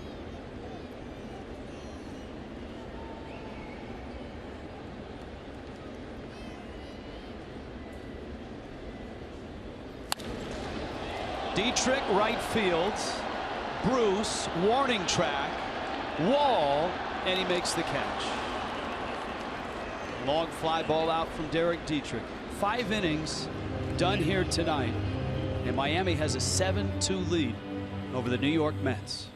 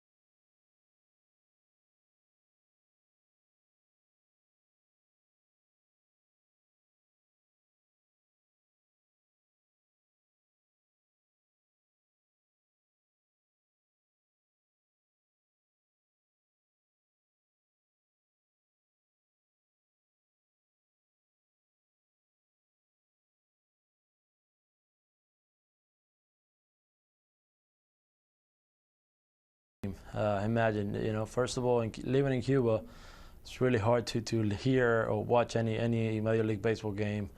But it was a far dream because I had left Cuba before. I had to try to leave Cuba, come to the United States, you know, be drafted. That I didn't know there was a draft when I was living in Cuba. You know, it was a long process, but you know, it was just a big dream that I thought that I would never would accomplish. But it was always in the back of my head, and it's something that I always wanted to do in my life. That's from our show, Jose Fernandez in his own words. That was a few years ago, and we will have more of that on Marlins Live postgame show. Also, we were able to find, and you really don't want to miss this, an episode of a pregame show where we had Jose Fernandez mic'd up during batting practice. Here's Granderson. It was his rookie year in 2013. Now, Al, you know that players do get mic'd up during batting practice, and the first thing his teammates do when someone's wearing a mic is run away from him. You don't want to be a part of that, especially as gregarious as Jose was. You don't know what he's going to walk into. Well, and as Austin Bryce has come in to pitch for Miami, what happened, there was Jose all by himself in center field with no one to talk to and all mic'd up.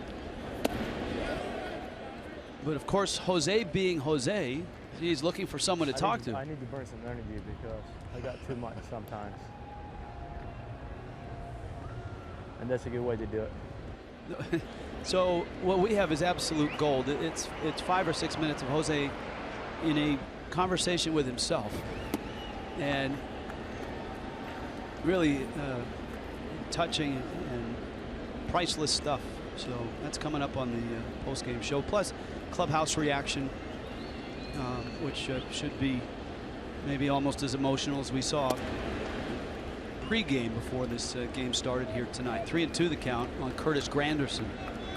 On top of the 6th, Miami has a 7-2 lead.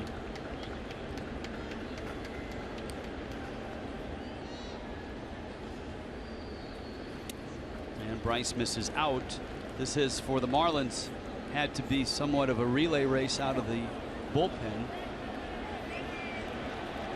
It is ball 4, and Granderson reluctantly on his way to first. He felt it was the 3rd ball of the at-bat, but it's ball 4. Marlins have a 7-2 lead over the Mets, and Bryce is the 3rd to work out of Miami's pen. Let's check in with Craig Minervini. Craig? Hey, Rich, thank you very much. We're in the section called Jose's Heroes. Listen to them sing.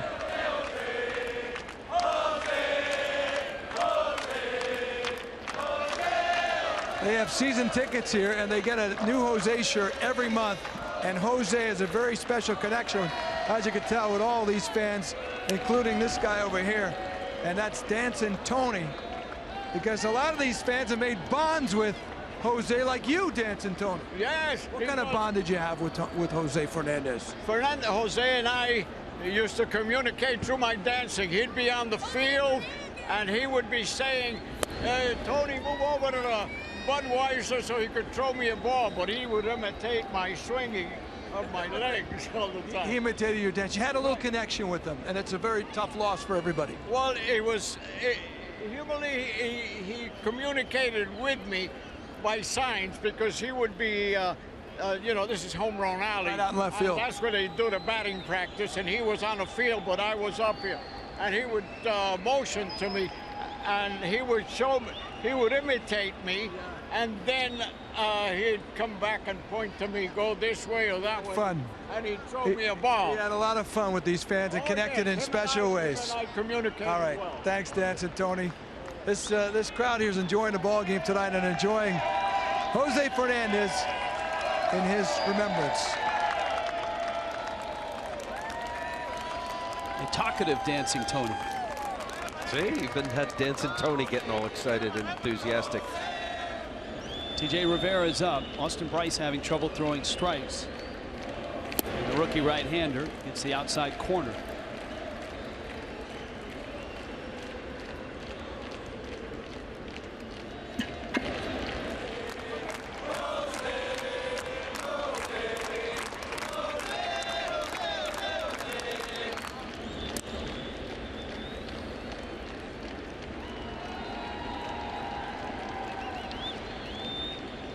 Boy, every now and then, especially when a pitcher climbs up on the mound with that jersey and that name and that number, you have to catch yourself. With the broad back, I know a few times yeah.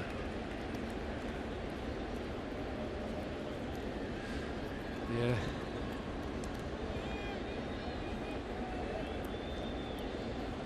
Sad, to say the least, listening to David Samson promising his family that this organization will never let Jose's flame burn out. I think something along that line. Always be remembered.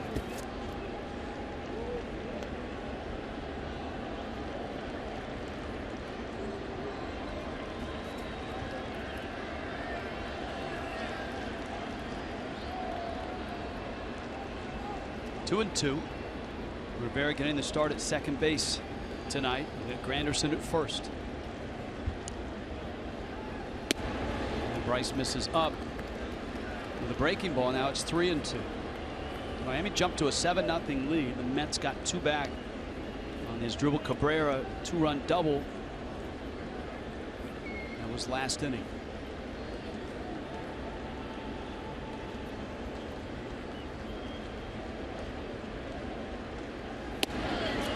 And he's lost it. And you got Jay Bruce, who, although he is slumping, still has the strength to ride one out of here.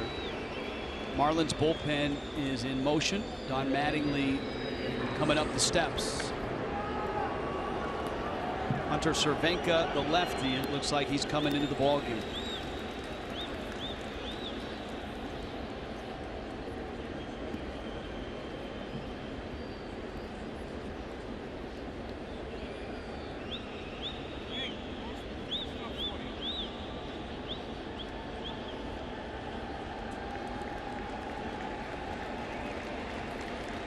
Bryce exit.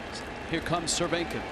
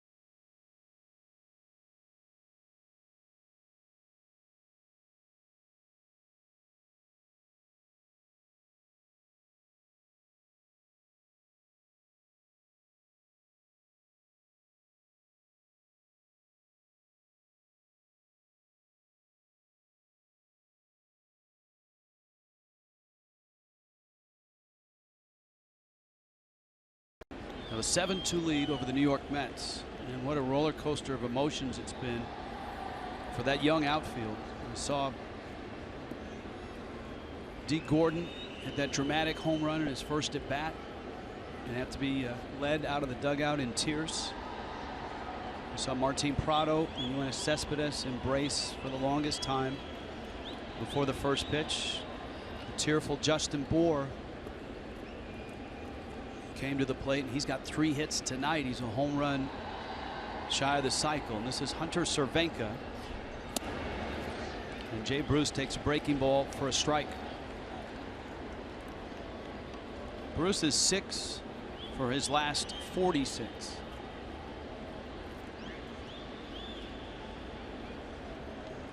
Mets acquiring Bruce, hoping for some left-handed pop, and it just hasn't happened for the big slugger. Wow, to say the least, Rich. I mean, he's really, I mean, as a guy that has 30 home runs on the year and 188 coming into tonight as a Met, 260-ish with Cincinnati. Just, you get behind the 8 ball in New York, and you start hearing the hometown crowd booing you, and then you start thinking too much, and before you know it, you're scrambling. He's had a tough time, to say the least. Was it harder for you as a Met or a Yankee? I would say the Yankees, because I was young. I'm 21 when I got to the big leagues, and then, you know, at that time, you know, the late George Steinbrenner, it was the Columbus shuttle was roaring. The plane was on the tarmac for every young player who, you know, didn't get it done. My first manager was Billy Martin, who wasn't particularly fond of young players, and Lou Piniella had a tough time with pitchers. So yeah, that I would say that. By the time I got to the Mets, I was, oh, I don't know, probably 12, 13 years in the big leagues. But it can mess up guys. You get there and you know, if you don't perform, especially right away. And it does factor.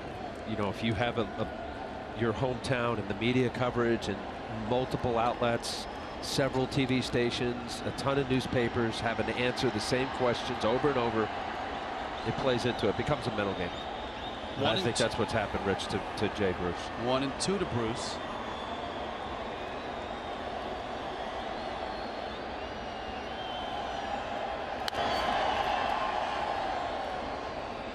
And then, as you see there, swinging out of the zone, you want to hit a 5-run homer as opposed to just, you know, little by little, just you hit the ball hard and find the little incremental positives that you can.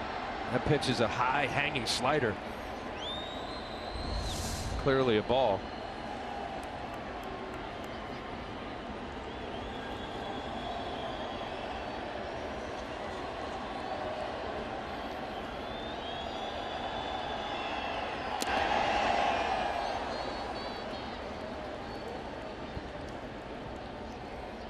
I think Real Muto is asking if that was a foul tip. Bruce is talking with John Hirschbeck. Well, there was definitely nick. Yes. I don't know whether it was off of Real Muto's glove and then it hit John Hirschbeck. And right now, Don Mattingly is coming out to talk to Hirschbeck. It sounded like there were 2 sounds. Here's a look. Yes, it definitely hit the bat, it hit the glove, and then it hit Hirschbeck. So there were actually 3 sounds. You probably, John Hirschbeck, normally you can hear that. I don't know whether just because it hit him in the chest, but that was pretty obvious as far as sound, as we heard it on the replay. There you see the nick on the barrel and then the glove, and then hits Hirschbeck in the chest protector. Now John Hirschbeck and Terry Collins are discussing things. The 3 umpires from the bases are out in front of home plate.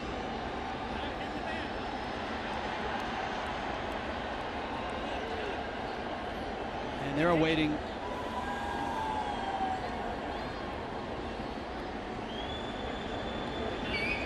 So it not being reviewable, I guess Terry Collins is saying, hey, wait a minute, why are you letting Mattingly get you to convene to potentially change the call? Look, it's an impossible, it should be reviewable. It's an impossible call for an umpire, right? I mean, it's sound, that's what you're going on. But when you get hit by the ball, as Hirschbeck just did, that has to throw everything off. Right. You take one to the stomach like that. I think that's an honest answer from Hirschbeck. Mattingly will hustle out. Real Muto's not real happy.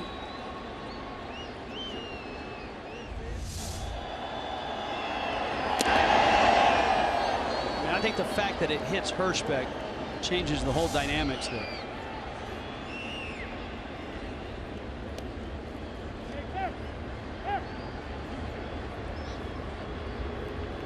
So not a foul ball, so it is 2-2.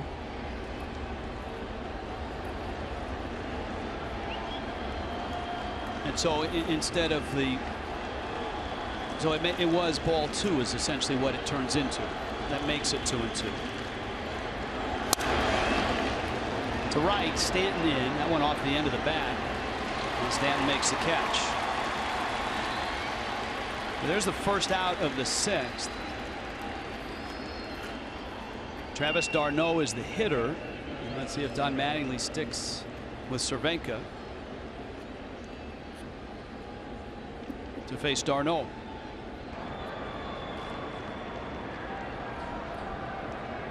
And yes, Dustin McGowan, the right-hander, is ready. And I think one of the reasons, well, 2 reasons, a 5-run lead and Lucas Duda on deck. yes, no doubt.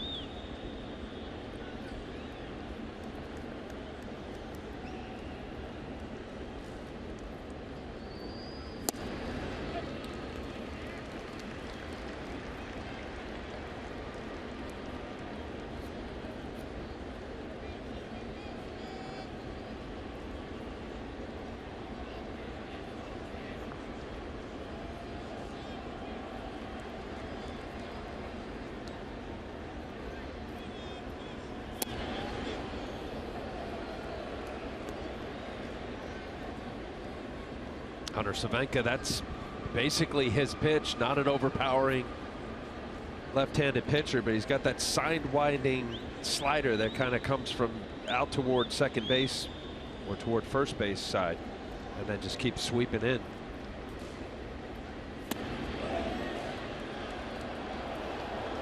Ooh. No swing. 2-1.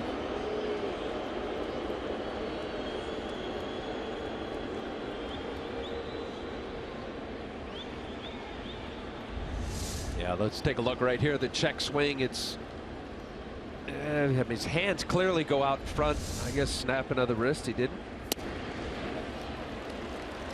Darno in disbelief with that call. Cervenka gets strike 2. His head whipped back. Just missed in on Fox track.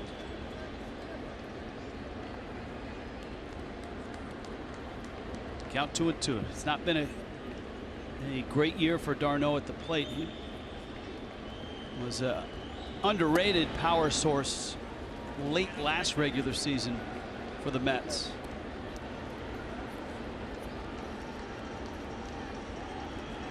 Had 12 home runs in just 67 games.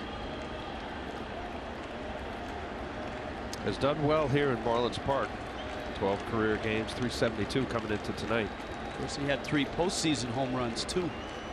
3-2 coming with 1 out. And he walked him, and now 3 walks have the bases loaded. And here comes Duda. And so Cervenka and Duda meet. Emotion is something that, as an athlete, Al, you can attest to this. You burn through, and you wonder if the night for the Marlins has been so emotional and such a roller coaster. Their 7-0 lead is now at 7-2. And Cervenka is all over the place right now. It's 1-0. Facing the guy, Lucas Duda, has been out basically all year long with a lower back stress fracture. Actually, he got his first hit since May 20th on September 23rd. So to say he's cold and not having had at bats, just being activated a couple weeks ago, Cervenka's got to know this is it. You tack right here, get a ground ball, whatever that ground ball pitch is, lefty on lefty. Juan Nieves, pitching coach, getting him right. Get on the same page. Great game plan with JT Realmuto.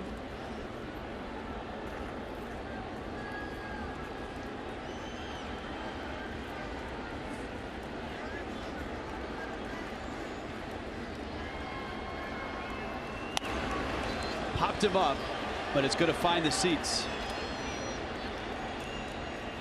He's going right after him, and again, you know, Duda, certainly the power as he before being hurt. Guy's a 30+ guy. The lower back problem, that was just, here it is, hit it. Duda, a long time on the disabled list. Lower back issue, a stress fracture. And of course, Duda had such a great year last year as well. 27 homers. You can sense the crowd is trying to get the Marlins back in, get them through.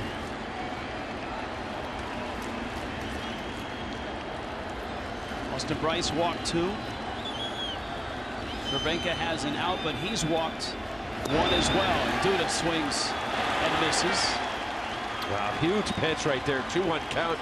Shows you the uncomfortable hack that Duda just did here. This ball is more of a cutter, not a slider, but you see the ball just continue to run away from the barrel of the bat of Lucas Duda.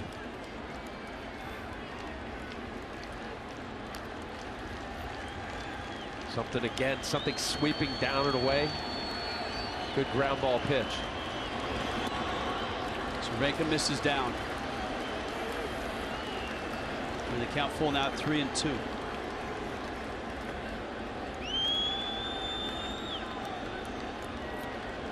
Dustin McGowan is ready in Miami's bullpen. The Mets threatening here in the 6th.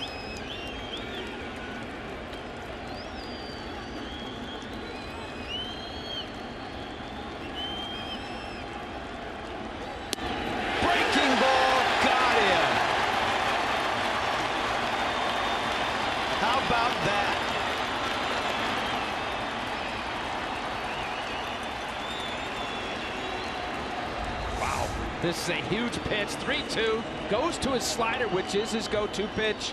Slider locks him up. You see where that pitch ended up. It was inner half. Actually just throwing it, thinking strike, off speed due to not being able to pull the trigger. Big time pitch in this game. Ty Kelly was announced as a pinch hitter. Don Mattingly on his way to the mound, and Dustin McGowan is coming in. So Austin Bryce, Hunter Cervenka, and now Dustin McGowan trying to navigate the sixth. 7-2 Miami.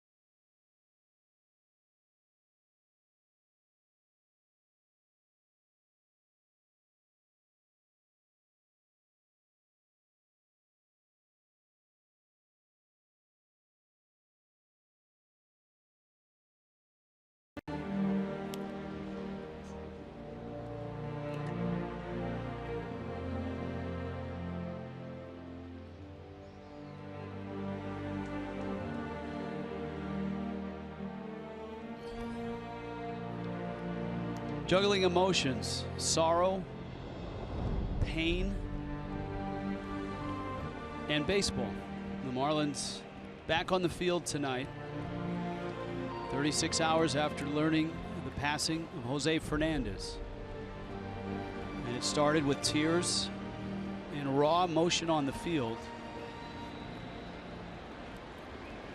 And it's turned into a ball game and a 7-2 lead. Dustin McGowan in. Ty Kelly was announced. Kelly Johnson takes the at bat. And here's McGowan, who has helped revive his career here in Miami out of the bullpen. A guy who's had to persevere through a lot of physical challenges. Echeverria, Gordon to second. McGowan gets out of it. Mets leave him loaded. Bottom of the sixth in Miami. And the Marlins hold that 7-2 lead.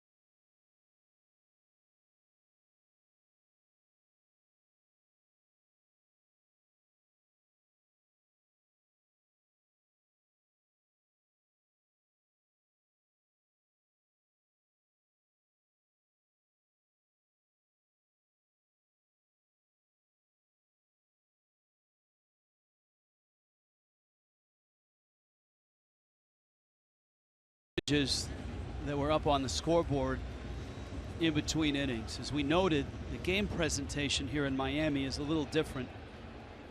No advertisements, no loud music between innings. The music that's been played has mostly been from Jose Fernandez clubhouse selection on nights where he starts.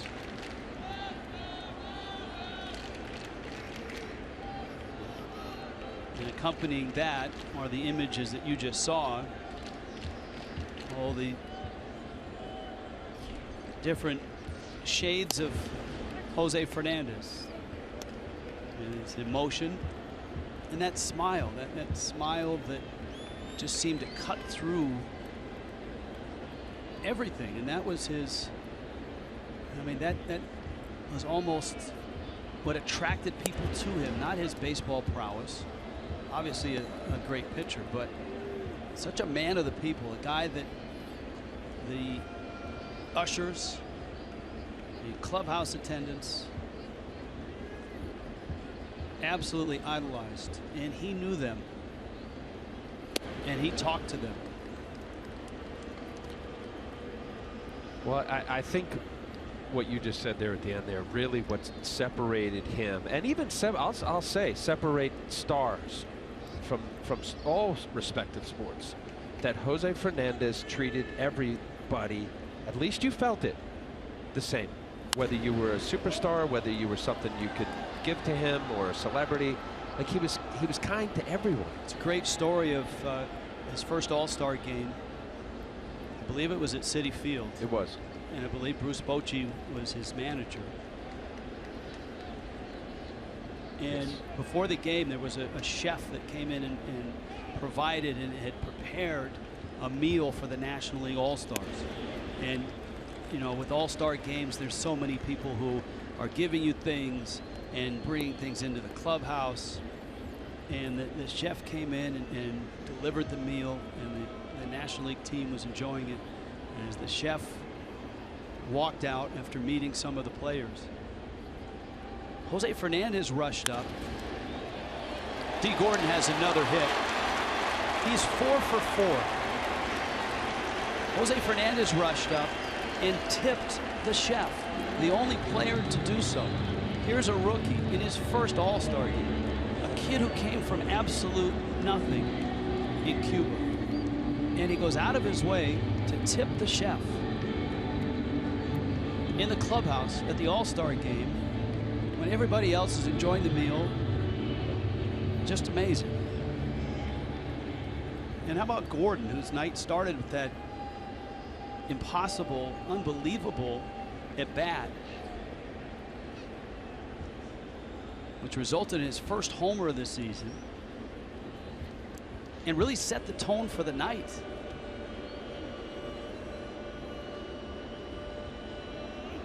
Here's Ozuna. He's 1 for 3. Second pitch or third pitch of the game. Home run, first one of the year. You bet it set the tone for the night. Ozuna clobbers one to the left. Caught there by Cespedes. On Marlins Live postgame, we're going to give you some of that Jose Fernandez when he was mic'd up as a rookie. Here's just a slice. Even you know what? Even when you know, just getting here to stadiums, you know, the guy, that's the lady that I really love, and that's the guy I really love in the parking lot. They're the guys in the players' parking lot. So you know, every day I get into a field, it's just, you know, they put a smile on my face, and you know, it's just that, you know, that makes it great. I mean, that makes it fun, and you know, I love it. Like I said, you know, it's just great, you know.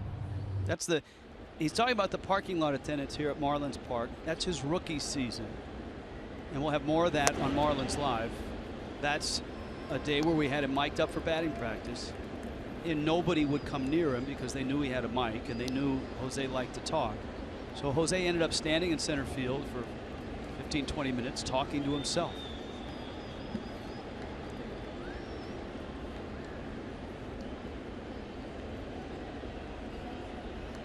Gordon was running on that line drive to left by Ozuna. Prado up now.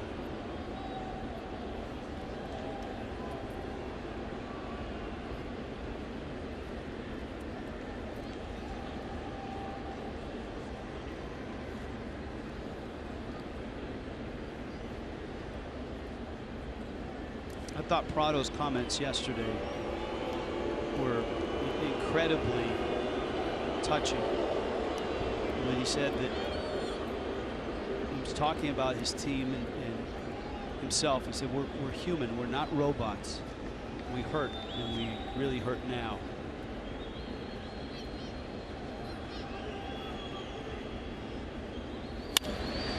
Prado drives it left center field deep. Granderson back at the track. He makes the catch. Gordon back to first. Out number 2. And Prado also noted that Jose told him, and we heard this from Juan Nieves, the pitching coach who felt this way. Don Mattingly said it as well, but Jose told Prado that the last game that he pitched was the best game he had ever pitched. How about that, huh? I mean, just everything that transpired over the last, whatever, 36, 48 hours. We're talking about it now, but the stories that we'll be reflecting on, and I'm sure many of these guys, are numb to much of what's transpiring now based on, the passing of Jose. But, he's right, Prado.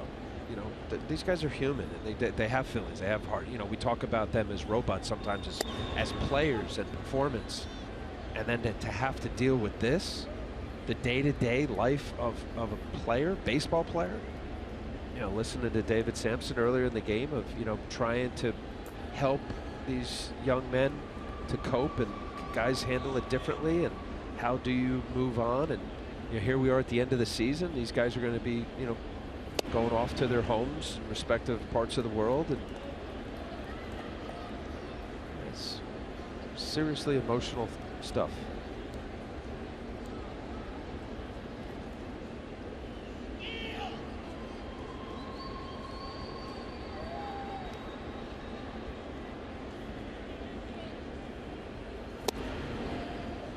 Eric Goodell misses outside. Christian Yelich 1 for 3, an infield hit.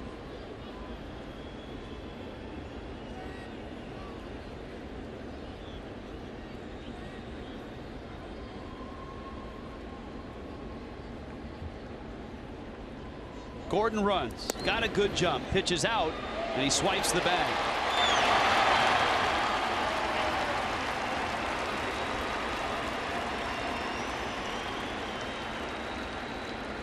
The 27 bags this season. I had a feeling it was just a matter of time. Goodell with a little bit of a leg kick. Darno, not a strong thrower at all. Actually, his arm has been of issue with the Mets. At the trade deadline, the Mets were considering catching trade options. I know Jonathan Lucroy was mentioned at length. He's now in Texas. And the Mets are going to walk Yelich intentionally and watch Stanton come to the plate. Haven't seen that very often. And that's somebody, and I know that was deep in the count, intentionally walking anybody to bring Stanton up. Stanton has hit the ball hard twice tonight, really hard. Line drive single to center, and then a line drive out to Granderson in center, and he flied out to right his last at bat. Well, there's not a person in that dugout yelling out, make him pay. I mean, you're right. You talk about with Stanton and his injury and coming back, and even with the couple outs, you talk about hitting the ball hard.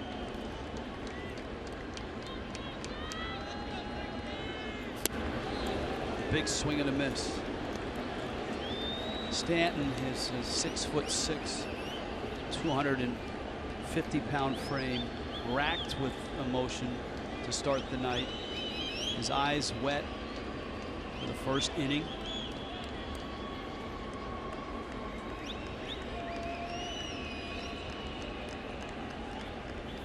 And that was to a man. The Marlins starters before the game circled the mound without Adam Conley out there. I know you and I drew parallels to the Thurman Munson game when the Yankees lined up and no one was standing at home plate. And the tears on the Yankee faces. And you could see it in the sobbing for the Marlin players. Stanton takes a strike. It's 1-2.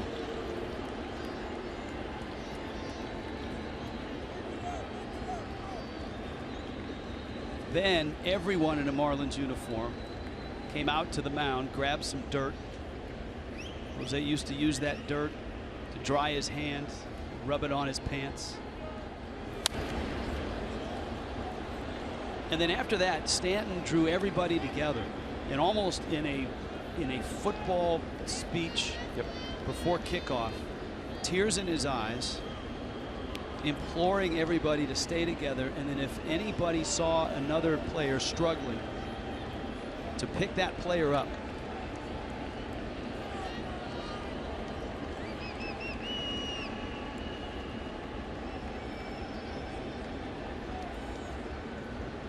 One, two. It's in.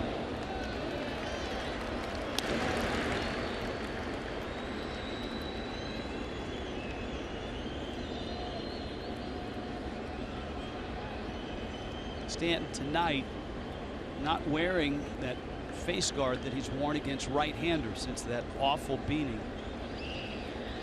in September of 2014. Not wearing it against lefties, but he's always worn it against righties.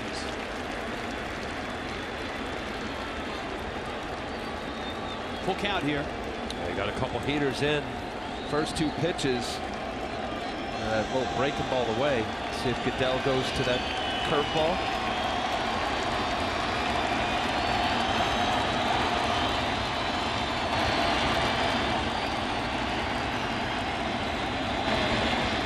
Runners on the move, the 3-2. As strike three calls. Goodell bends one in. Stanton goes down. And this ball game is headed to the 7th. It was right on the inside part of the plate. 7-2. Miami on top of the Mets.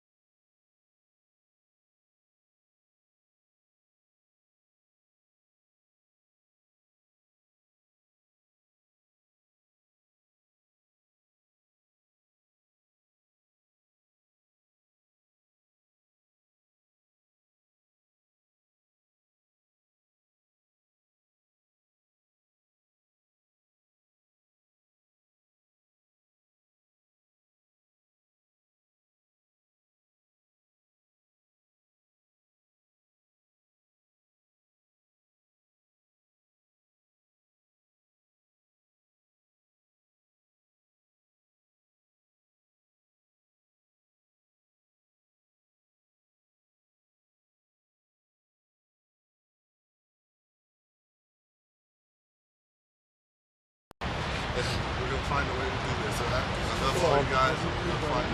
All right? Let's go. Let's go.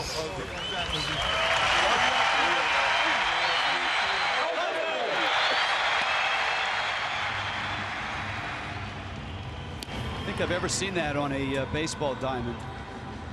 In the majors, in the minors, there's an entire team on the mound right before first pitch, gathered around their leader.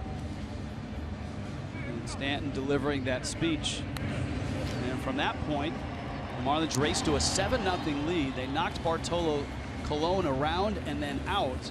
Dee Gordon homered in that first inning after ceremonial and symbolically taking that first pitch right-handed with Jose's helmet. Yeah, pretty cool. And then flipping over and homering. Justin Bour has gone off tonight. He is a home run away from Miami's first ever cycle. And now a guy that has been incredible in every role that he's been asked to pitch in this year, David Phelps. You can see the ERA. He's been a reliever, a starter. He's worked in high leverage spots. He's had to save ball games. Reyes goes after the first pitch. Bour has it. One pitch and one out. Top of the order for Phelps here in the 7th. Yeah, the job that Phelps has done, Rich. I mean, especially coming out of the pen, and he's a guy even when he first got to the big leagues with the Yankees, can be that versatile guy. Start, middle, setup. Did he even close some? He did early. Yeah, 4 saves. 4 saves. So and just grind it out. The guy he's got the look of a relentless pitcher. That here it is. I don't care how I feel today. This is what I got. Tax the zone. To have a guy like David Phelps on any staff is such a plus. The versatility aspect. Jose Day. Yeah, Jose Day hashtag. And that's what, when Jose pitched, and this was his night to pitch tonight. When he pitched, it was known as Jose Day, and it wasn't just a marketing slogan. It wasn't just something we used on the telecast. It was the organization. It was his teammates. How about at MLB Network when you're going on before? I mean, this is baseball wide. It was Jose Day, and you got excited about seeing the matchups and say, oh, Jose Fernandez tonight. Good. Yeah, that wasn't just exclusive to South Florida or the Marlin fans. Fastball for a strike.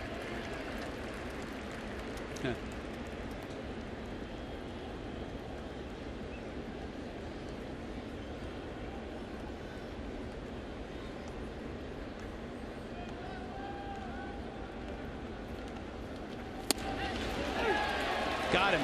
Phelps punches out Asdrubal Cabrera. One of the things that Juan Nieves, Miami's pitching coach, and Don Mattingly really like about Phelps is his makeup and his composure. They talk about how, I don't think stoic is the right word, but never panics, doesn't get too high, doesn't get too low. And so when we saw Phelps on the field before the game sobbing,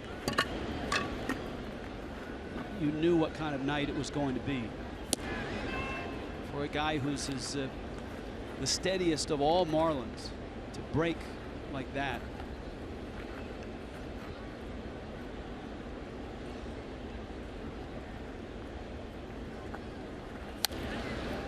And even though the opening minutes of the game, the minutes before the game, is when the emotions ran the most, the hottest. And the sorrow really was evident. You've got to know that every time a pitcher comes out of the bullpen, somebody comes into the game that hasn't been in it, they're going through that same process again.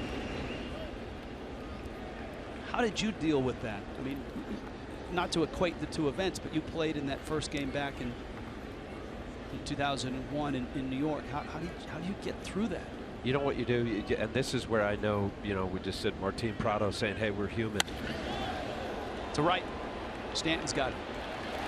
You got to eliminate all that, Rich. You realize you have a job, and here exactly, David Phelps and every guy coming in, especially now with this lead, you betcha every guy that's getting that ball to come on the mound, they want to be the one to throw up a goose egg and win this game.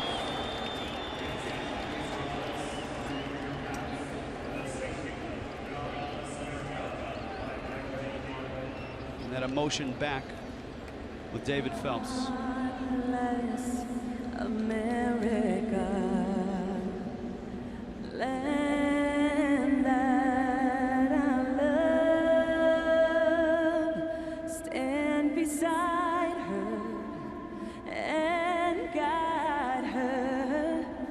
through the night with a light from above, from the mountains to the prairies, to the oceans wide with foam. God bless America, my home, sweet home. Yeah, God bless America, my home, sweet home.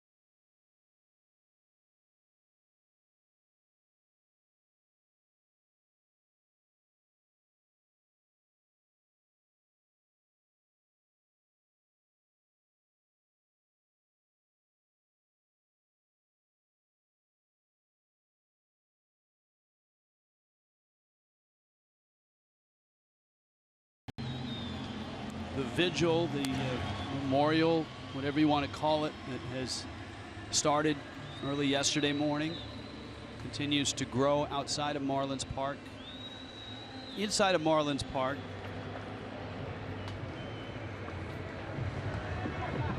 just an amazing night.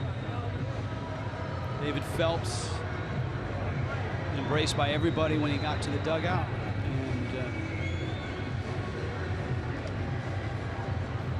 Miami trying to win this ball game now, a 7-2 lead.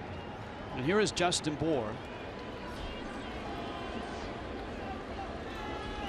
Justin Bour doubled in the second, RBI triple, his very first in his career, that in the third, and he singled in the fifth.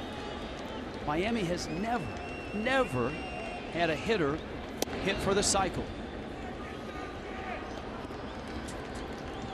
And so here is Bour. I mean, you would think a guy that has a major league triple would be the guy to hit for the cycle. He never had one until tonight. Well, we'll see, right? He's at 3,813 games. Look at that. Get something on the inner half right here, Justin Bour.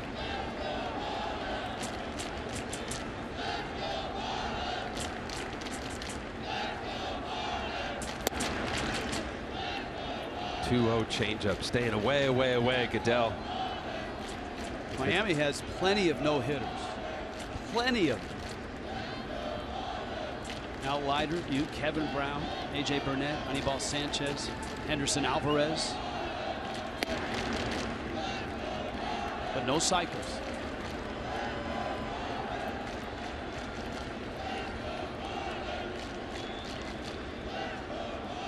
Seen a lot of players disappear down that runway tonight during the game with tears in their eyes.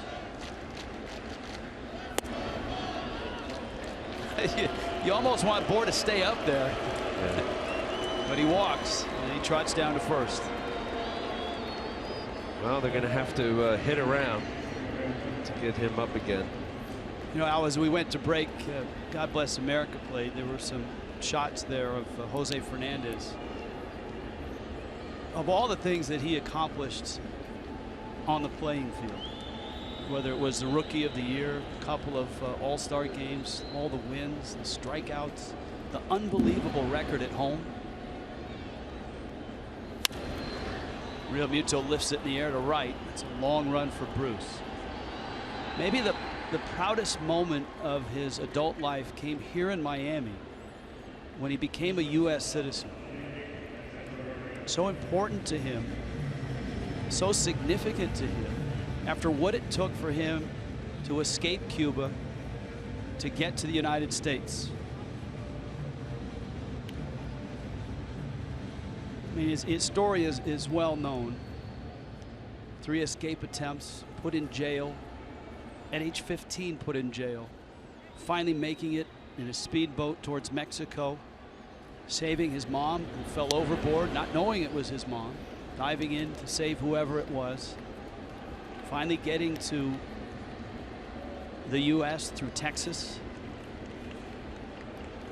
He studied. He took 3 English courses, 3 every year in high school once he got to Tampa, because he didn't speak English when he arrived, and he had so much trouble. He had a story, he would say, that his first 2 months in America were harder than 2 months in prison because there was nobody there to help him. He said he could defend himself in prison, but he couldn't in the classroom because he didn't speak the language and he didn't get a lot of help. He had to furiously search through a dictionary when taking tests to get translations for words. But he signed up for 3 English courses, sophomore, junior, senior year. And when he got out of Alonzo High School in Tampa, he spoke the language and he spoke it well. So becoming a citizen for him was the ultimate.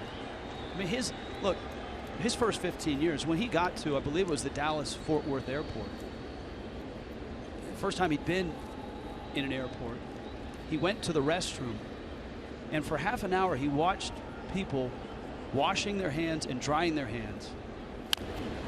And he had no idea how they were making the water come out of the faucet, how they were making the air come out or the towels come down. He had never seen what he had no idea even existed, an automatic sensor. And those were his first years in the country, was learning all of these new things that he did not know even existed and trying to learn the language. Echeverria, right center field. Bruce is there and makes the catch. So amazingly, as I listen to you tell that story, you know, people can take it 2 different ways, right? I've played with a lot of players from all parts of the world. Some have come from Cuba and defected, but how Jose Fernandez was able to recognize how lucky he truly was to be here and embrace every opportunity that this great land has to offer, and he did it to its fullest. Ichiro has been announced as a pinch hitter. That's the bustle that you heard in the crowd. And the Mets are going to go to the bullpen. Josh Edgin is going to come out of the pen. We'll step aside. Bottom 7, 7-2 Miami on top of the Mets.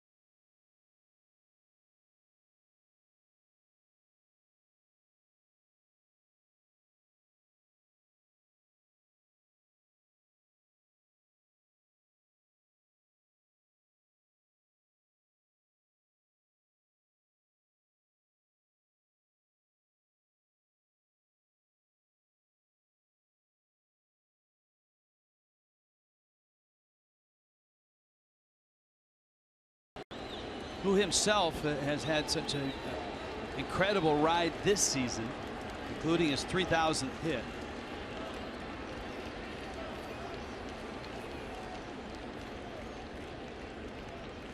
Justin Bour, the runner at first, edging the lefty against the legend, Ichiro.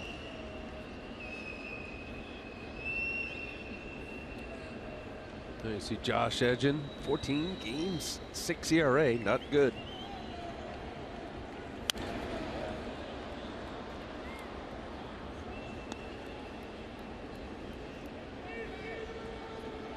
If you weren't with us earlier, the Marlins yesterday put in a call to Majestic, who makes the major league jerseys.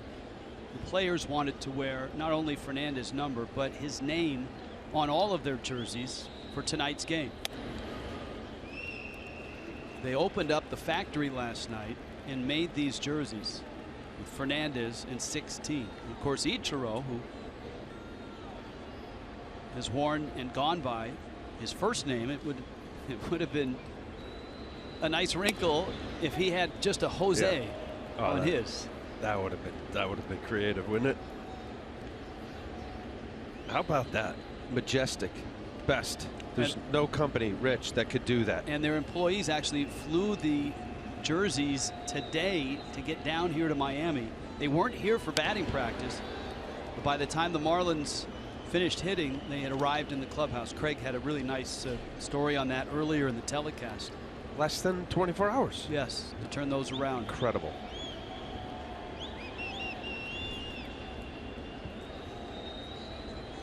Bour, the runner at first. Ichiro lines it left center field. That's in the gap. Bour on his way to third. Ichiro, big turn, headed back to first. And he just keeps hitting. What a player. What a year. And what a career. Wow. How many times baseball fans have seen that? Ichiro getting a little fastball up, out, over. Nice job by Cespedes. He didn't cut that ball off. That's maybe a triple, certainly run score.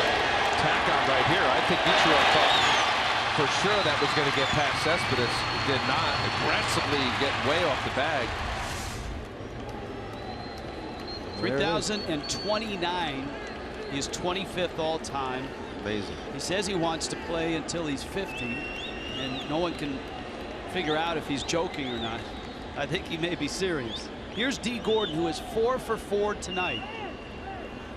That dramatic home run to start the night.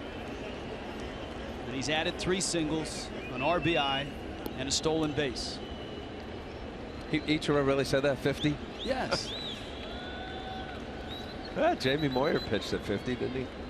Close. Close, was he? Not 50.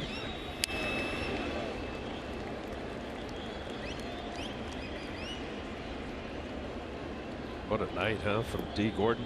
Well, a night that started in just deep sorrow, tears. It continued through that first at bat. He hit an out and then had to be helped out of the dugout. Fastball in from Edgen at the corners. Ichiro and Bour.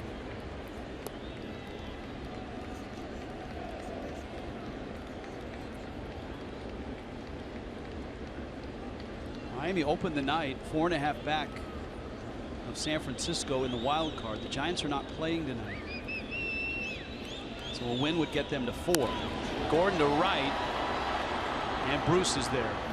And he makes the catch. Miami leads 2.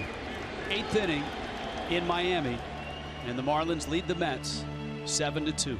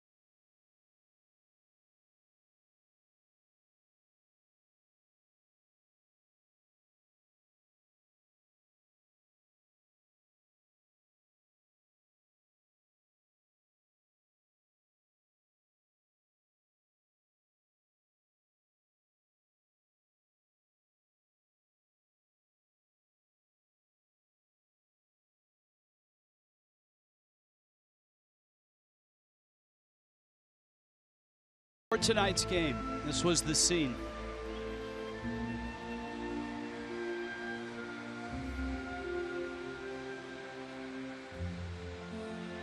Tears from everybody.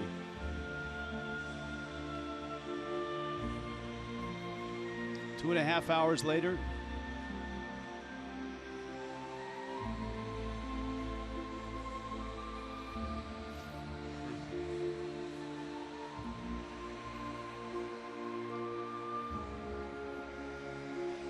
don't know how they've done it. Yeah. Don't know how they were able to hold it together and then come out and knock Bartolo Colon out of the game, lead this ball game 7-2. But the Marlins have done it. But still work to do. 6 outs to get. Here's Bearclaw. And a fastball for a strike.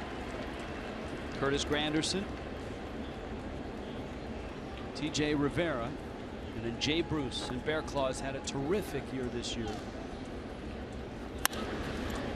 Slider lined into center field. And Yelich collects it.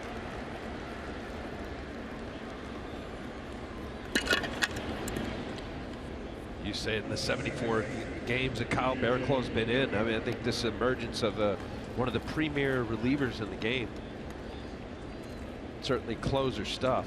At 110 strikeouts in 71 and 2/3 innings just pops out.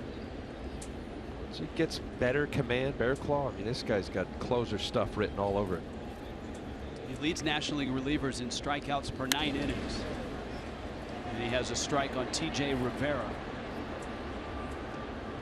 14.01 strikeouts per 9 innings. He has 14 times this year struck out 3 hitters in an inning. 14 times. Wow. He was the Cardinals AA closer. Cardinals wanted a major league bullpen arm, and Miami sent Steve Cishek to get him. It's 0-2. He's that really unique combination of upper 90s velocity with a wipeout slider. Excellent. You talk about sliders of all across baseball. Bearclaw's right up there with one of the best. There it is. Of course, when you talk about sliders, hard curves, Bearclaw is great. Jose Fernandez, I mean, that pitch that Jose threw was when he first arrived, the nickname for it was the defector. Well, you know why? Because they call it a curveball, but as you know, it had slider speed upwards of 88, 89. Of the at-bats in Jose Fernandez's time this year, 58% ended in strikeouts that ended in that slider. It was that good. Almost 60% of the time. Off the chart. 1-1 to Jay Bruce. You know, the amazing thing about Jose's stuff is, you know, he had a year there, obviously, when he was trying to escape, where he didn't pitch a lot. And he got to Tampa, and he wanted to try out for the high school team at Alonzo High School, and he had to talk to the coach or have someone talk to the coach, let him know, hey, I'm a pitcher, I want to play baseball. So he had to go to tryouts. Nobody knew him. There's a roller, and that's going to get into left center field. Granderson around second, on his way to third. And the Mets have runners at first and second. And at tryouts, the coach had 3 groups of players, the guys that you knew were going to make the team. Second group, there's some interesting guys in there that probably, you know, will be on the JV team and maybe a long shot. Michael Conforto in the box. And then the last group or kids that, you know what, okay, we're having tryouts, so we've got to let these kids try out. Jose was in the last group and waited all day. Well, everybody got to pitch, everybody got to hit. Finally, the coach said, all right, you're a pitcher. Why don't you get up and pitch a little bit? 92, 93, 93. And the coach was speechless. And that's how he got started. I'll show you, coach. Well, yeah, I could only imagine that's how the story was going to end. An arm that Jose had, and then eventually the first round draft pick for the Marlins, 14th overall. That in itself surprised me a little bit, seeing how quickly he ascended to the big leagues a couple years later, right? It's a great story of Chuck Hernandez, who was the Marlins pitching coach. You know, very accomplished in Major League Baseball. And Chuck, who had such a nice hand in Jose's development, was, I believe, the pitching coach at South Florida at the time. And he went to go see. He started to hear about this Jose Fernandez kid, and he went to go see and recruit him. And he went and watched. And I think it was after just an inning, he turned to the scout next to him, because the scout knew that he was recruiting him to play in college. And Chuck looked at the other scout and said, he's not going to college. Not this guy. Yeah. This guy's going to be a first-round draft pick. Chuck knew. He saw him for, like 5 minutes. Well, but that story you said, was that his freshman year when he had to impress the high school coach? He came over as a freshman, right? 15? Maybe sophomore year. I think it was his sophomore year.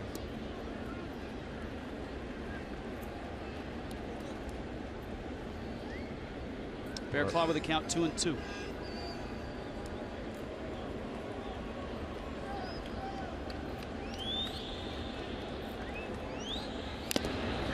And Conforto fouls it at the plate.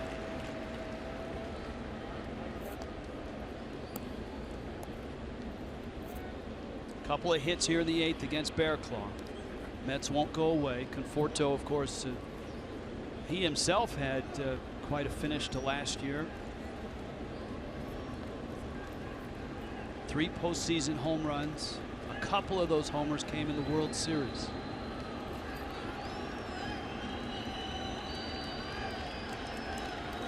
And Bear Claw strikes him out.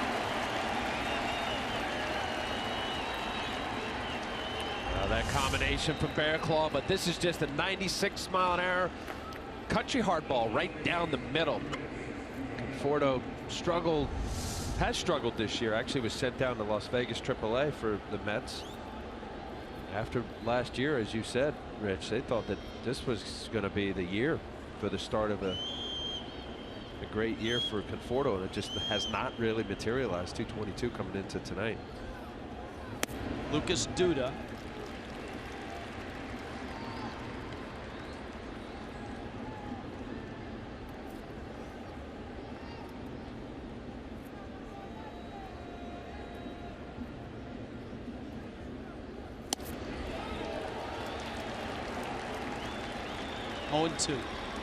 Yesterday, once the players decided to go to Jose's family house and load the buses up, the last man on the bus was Kyle Bear Claw, who lingered on the mound, lingered in the dugout, all by himself. Lined into left field. Ozuna picks it up. Mets have another run. And Lucas Duda has an RBI single. So 3 hits in the inning to go with 2 strikeouts.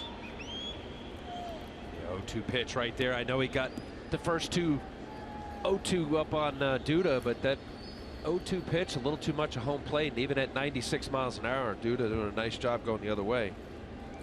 As we noted, if you started this game, whether you were Adam Conley, the pitcher, or the position players, you had a chance to work through the pain and work through the sorrow and work through the tears. But for these relief pitchers that are coming in, it all starts anew. It's fresh. Alejandro De Aza's up, and he takes a strike. Adam Conley was outstanding. 3 innings, that's all the Marlins asked, and that's what he gave them. 45 pitches. Mike Dunn, Brian Ellington, Austin Bryce, Hunter Cervenka, Dusty McGowan, and now Bear Claw. Pitch misses out. Well, I mean, that's a good point, Rich. You know, these guys sitting down there and watching the emotions, and certainly as the game plays out with the big lead, Marlins going up 7-0 after 3 innings. You know, you want to make sure that you do your job, especially. I mean, the intensity for these guys coming in to make sure that you keep it right where it is and win this game.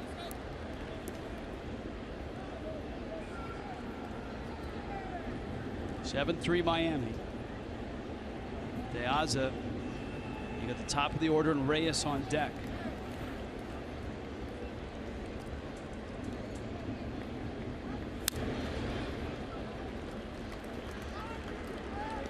Two and two. 97 with that fastball. You know, and it's also not only just 97. There, how often we see guys that, you know, have the plus, but get hit often. And I think just watching Bear Claw, his short backside behind his back, and he closes up enough. And that slider, that's a great combination. Well, it's going to release the runners. 2-2 is always an action ball for me.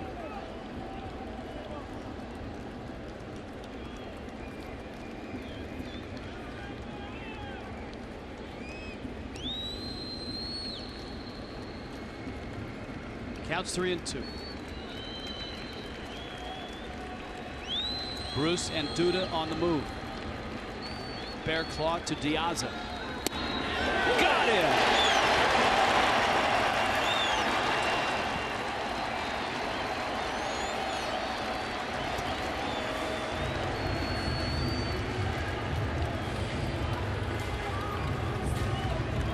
Now Bear Claw gets through the 8th. And the Marlins lead the Mets 7-3.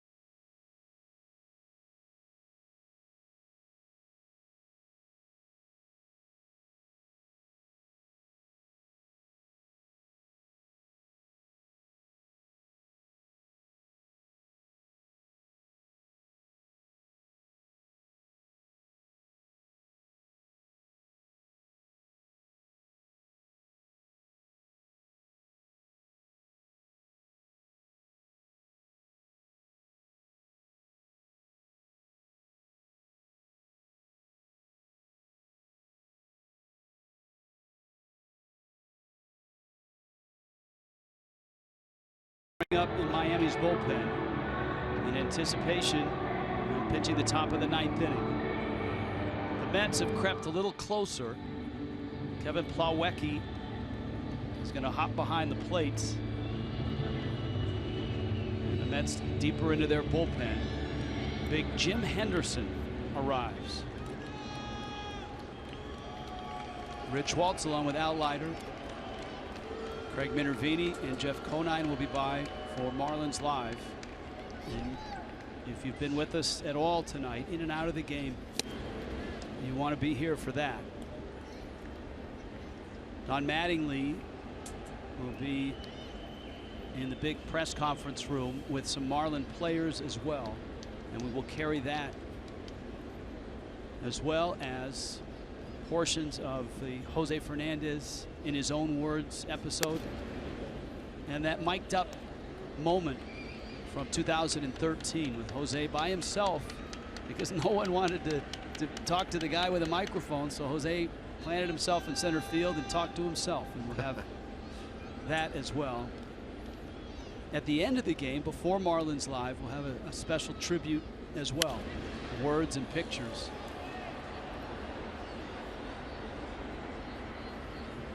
So all that is coming up. The Marlins still need 3 outs.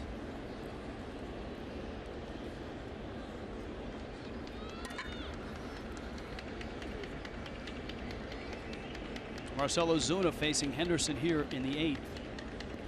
Martin Prado and then Christian Yelich. Zuna tonight is 1 for 4 with 2 line drive outs. He swung the bat well tonight.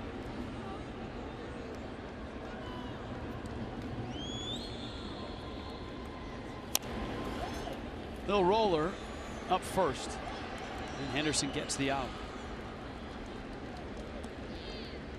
Now, in the wild card race, a win gets the Marlins to 500, and it would get them within 4 games of the Giants, who are not playing tonight.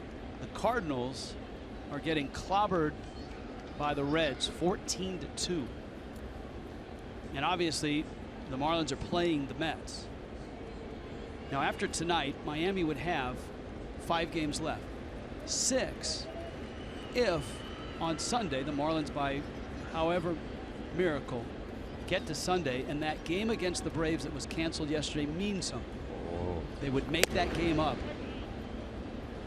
on Monday, but obviously a lot has to happen. The Marlins have to just win, and they need help from above. They need, well, they got to win out. 2 of those 3 teams to fall. You're 4 games behind the Giants, right? You got to win out and hope they go. I guess I'll assume they still have 5 to go, right? So they go 1 and 4. Yeah, there's your tie.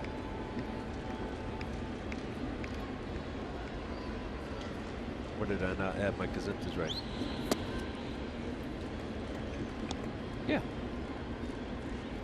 Your gazuntas? Yeah, my addition or subtraction. 5-0, 1 and 4. You know, I worked with 4 different analysts this year, and I've never heard that word. Gazuntas. Yeah. My calculator. Prado lines one to right, and it's caught there by Bruce.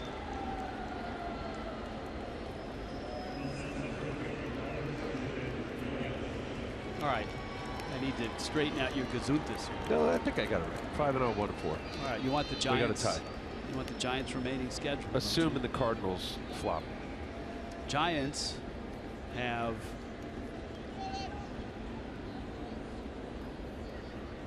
six games left. Rockies and Dodgers. 3-3. Remember, Miami has that off day on Thursday. Yelich up. On a 1-for-3 night for Yelich.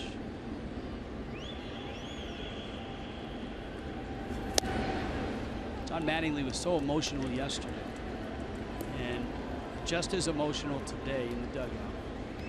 And he was asked the question of what it was like to go to the Fernandez home yesterday.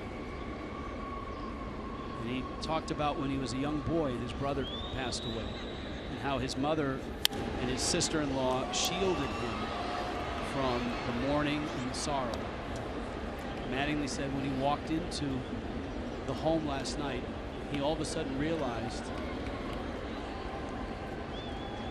what he had been shielded from, the mourning and the sorrow that took place when he lost his brother. Wow. He was 6.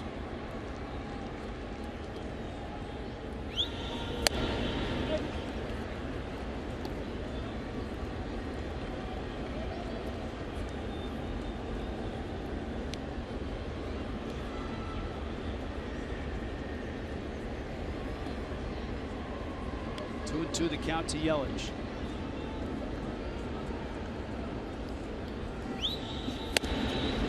Yelich strikes out. 3 outs to get on this emotional night in Miami. A.J. Ramos is coming into the game.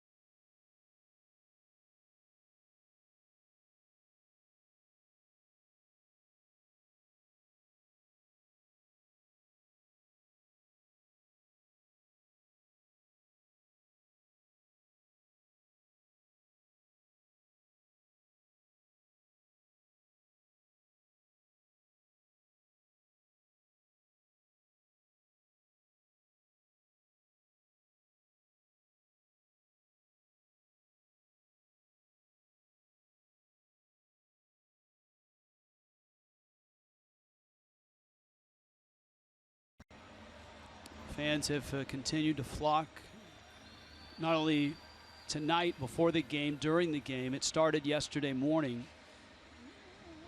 The wall that fans are signing, the flowers and the cards and everything that's been left out in that West Plaza.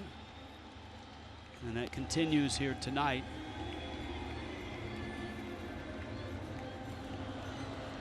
Wow.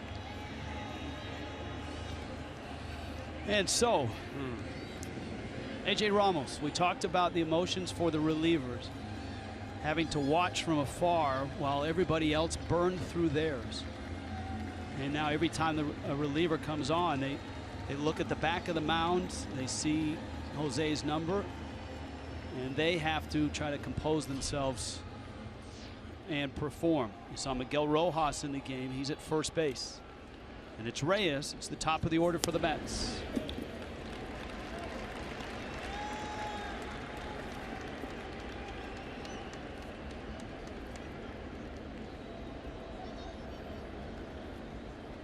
We saw Phelps struggle with his emotions as he came off from his inning in relief. We saw Mike Dunn pause and kneel on the mound.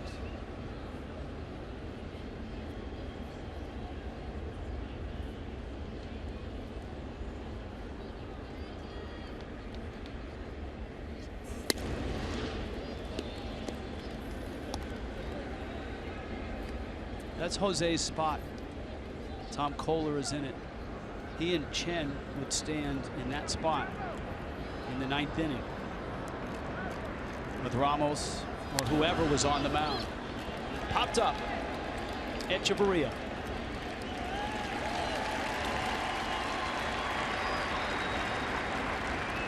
Yeah, I think these Marlin players, I mean, you talk about it, an emotional couple days or 36 plus hours, and just seeing how this game is played out for him. The big second inning, of course, the 4 runs and being up by 7-0. The start of some level of healing by holding this game down, winning, and the release of all of these guys, what they felt the last day or so. We remind you to stay with us immediately following the game. Once it ends, we'll have a tribute in words, music, and pictures. We'll get to Marlins Live once we get there. Live press conference as well that Jose mic'd up from his rookie season, and excerpts from Jose Fernandez in his own words.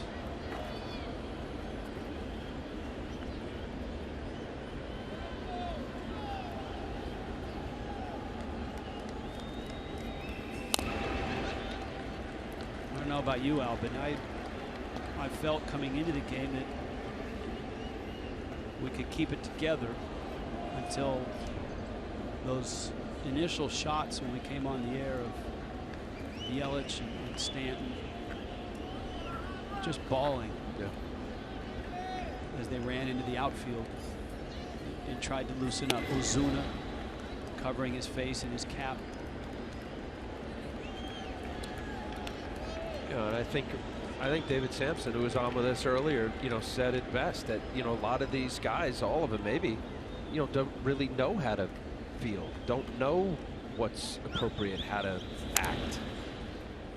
And just, this is uncharted water stuff. I mean, this terrible tragedy for guys that were so close to Jose. So the feeling, and you've alluded to it, the spectrum of emotion from what you just said, the ceremony and everything that transpired, to a burst out in the second inning and first batter. Dee Gordon hits a home run, first one of the year on the third pitch. And of course, what set it up was the first pitch, in which he was in the right-handed batter's box wearing, we assume, Jose's helmet. Took the pitch, got a new helmet, stepped over to the other batter's box, and hit his first home run of the season. Knocked it out to right, and then there's the helmet. Watching Gordon and his teammates in the dugout after that home run.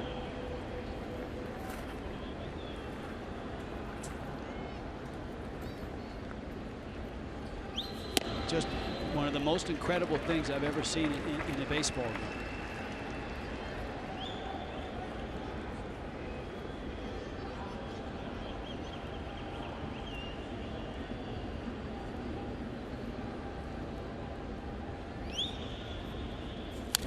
Cespedes fouls it back to the screen. 1 out. AJ Ramos trying to close this down. Miami trying to even that record at 500. Keep somehow hanging in to the wild card scene.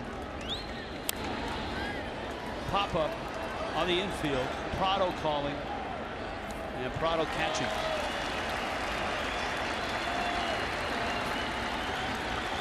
And you wonder if those emotions that started the night will bubble up and spill over at the end of the night.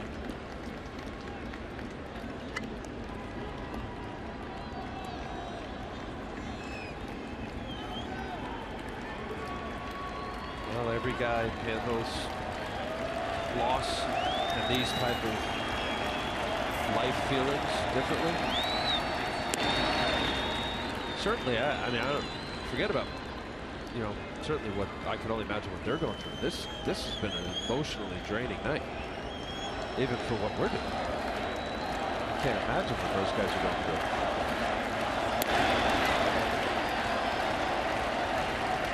Cabrera takes second. 1-1 to Granderson. Crowd chanting Jose.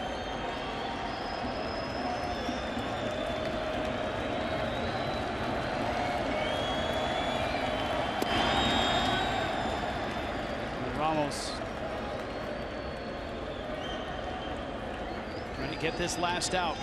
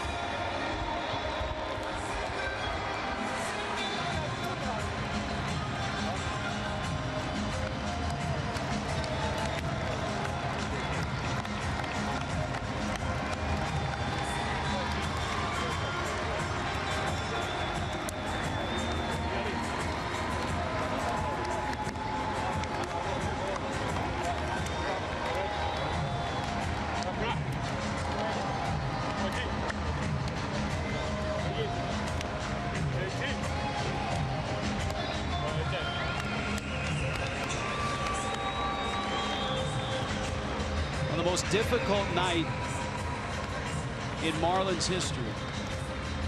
Miami finds a way to beat the Mets. From the raw emotions that we saw to begin the night to the goosebumps on the Dee Gordon home run.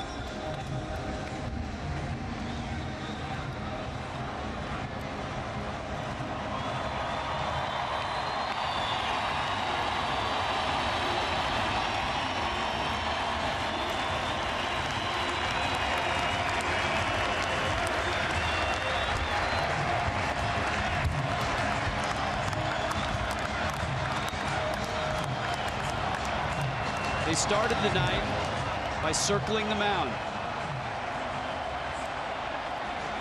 And here they are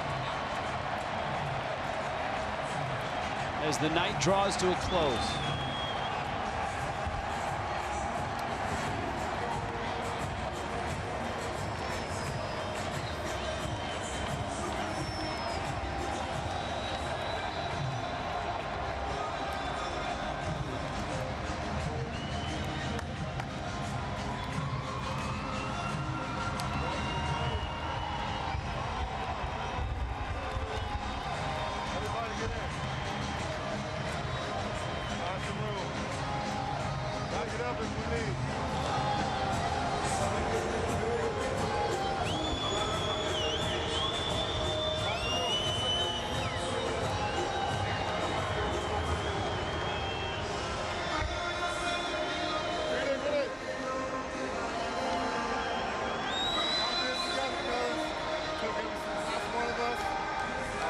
One of the hardest things I've ever had to do, but glad I went through it with every single one of you. And, you know, whenever you remember this for the rest of life, and it's something special, it's always going to be with you.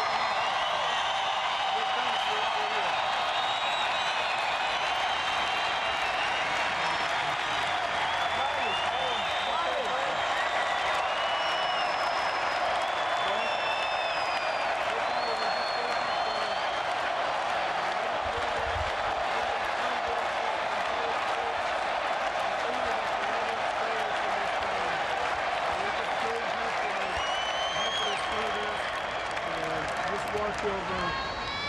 Watch over Jose as he's with you, and watch over the rest of this group for as long as we're on this earth, and we look forward to being with you and Jose sometime in the future.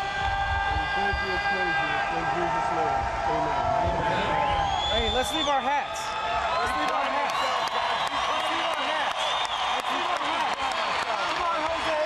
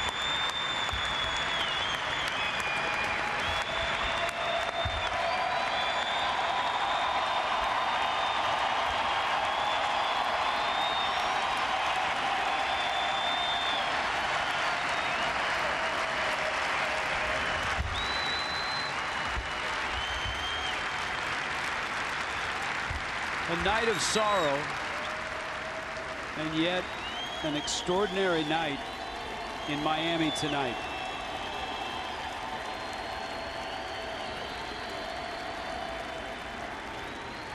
It started with raw emotion.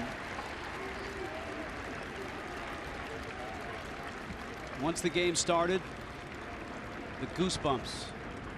Dee Gordon's home run, Giancarlo Stanton's leadership, Adam Conley's start. We go down below. Craig Minervini with Dee Gordon. Craig? Rich, thank you very much. Dee, how did you manage to play this game tonight? I don't know, man. I don't know. I'm gonna be honest with you. I don't know how any of us got out there and played today.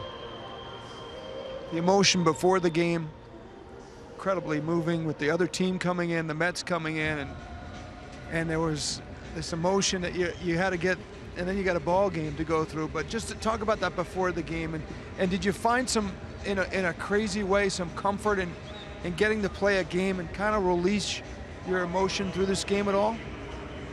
First of all, I want to say thank you to the Mets. They're first class, man, for coming in, you know, and showing their gratitude to us and being there for us in a time of need. You know, baseball is a family, and that was just amazing for them to do, and we didn't expect that, you know. But I'm gonna be honest with you, man. No, there was no gratitude going out there to play, because that guy would have been on the mound, and if he wasn't on the mound, he would have been on the top step screaming for us. Yeah. So there's definitely no gratitude in that. So you go up to the plate the first time. What did you have? Jose's helmet as well on the right side? I had a helmet my size with his number on it, and I tried to impersonate his batting stance as close as possible. And I just hope he's happy, and I hope he's good, man, because, you know, we loved him so much. Dee, you hit a home run. You hadn't hit a home run all year.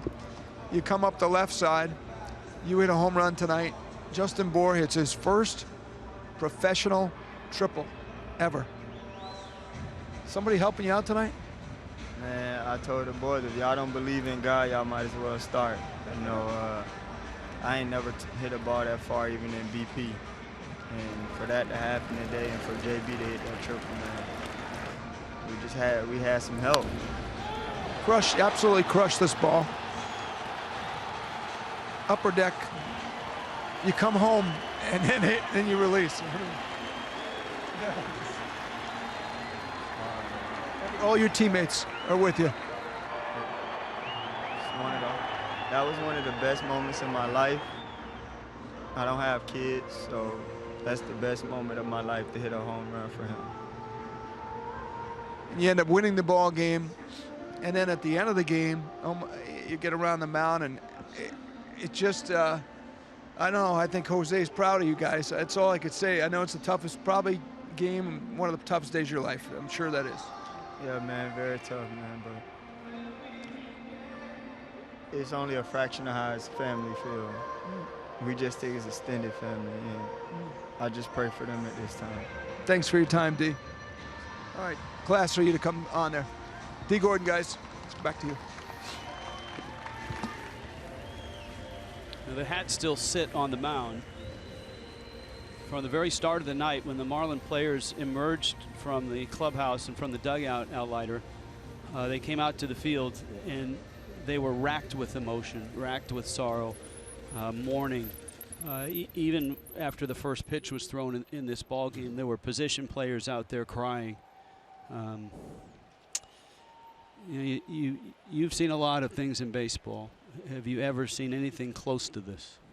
No, not live. I mean, I guess, you know, as we referred to up here, you know, during the night, you know, the Thurman Munson, you know, tragic death during the 1979 season with the Yankees, and I think, you know, something like this, and again, not to keep referring back to, as I've done with what David Samson said, like this is uncharted, right? I mean, you don't know how people are going to react. You don't know that this isn't scripted. This is an unbelievable tragedy, losing a friend, a loved one, a person that so many people he was near and dear to.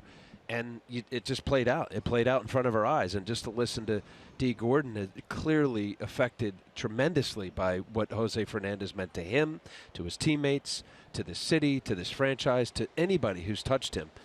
You know what, Rich? I just think what we just saw was something pretty amazing. Well said. Thanks.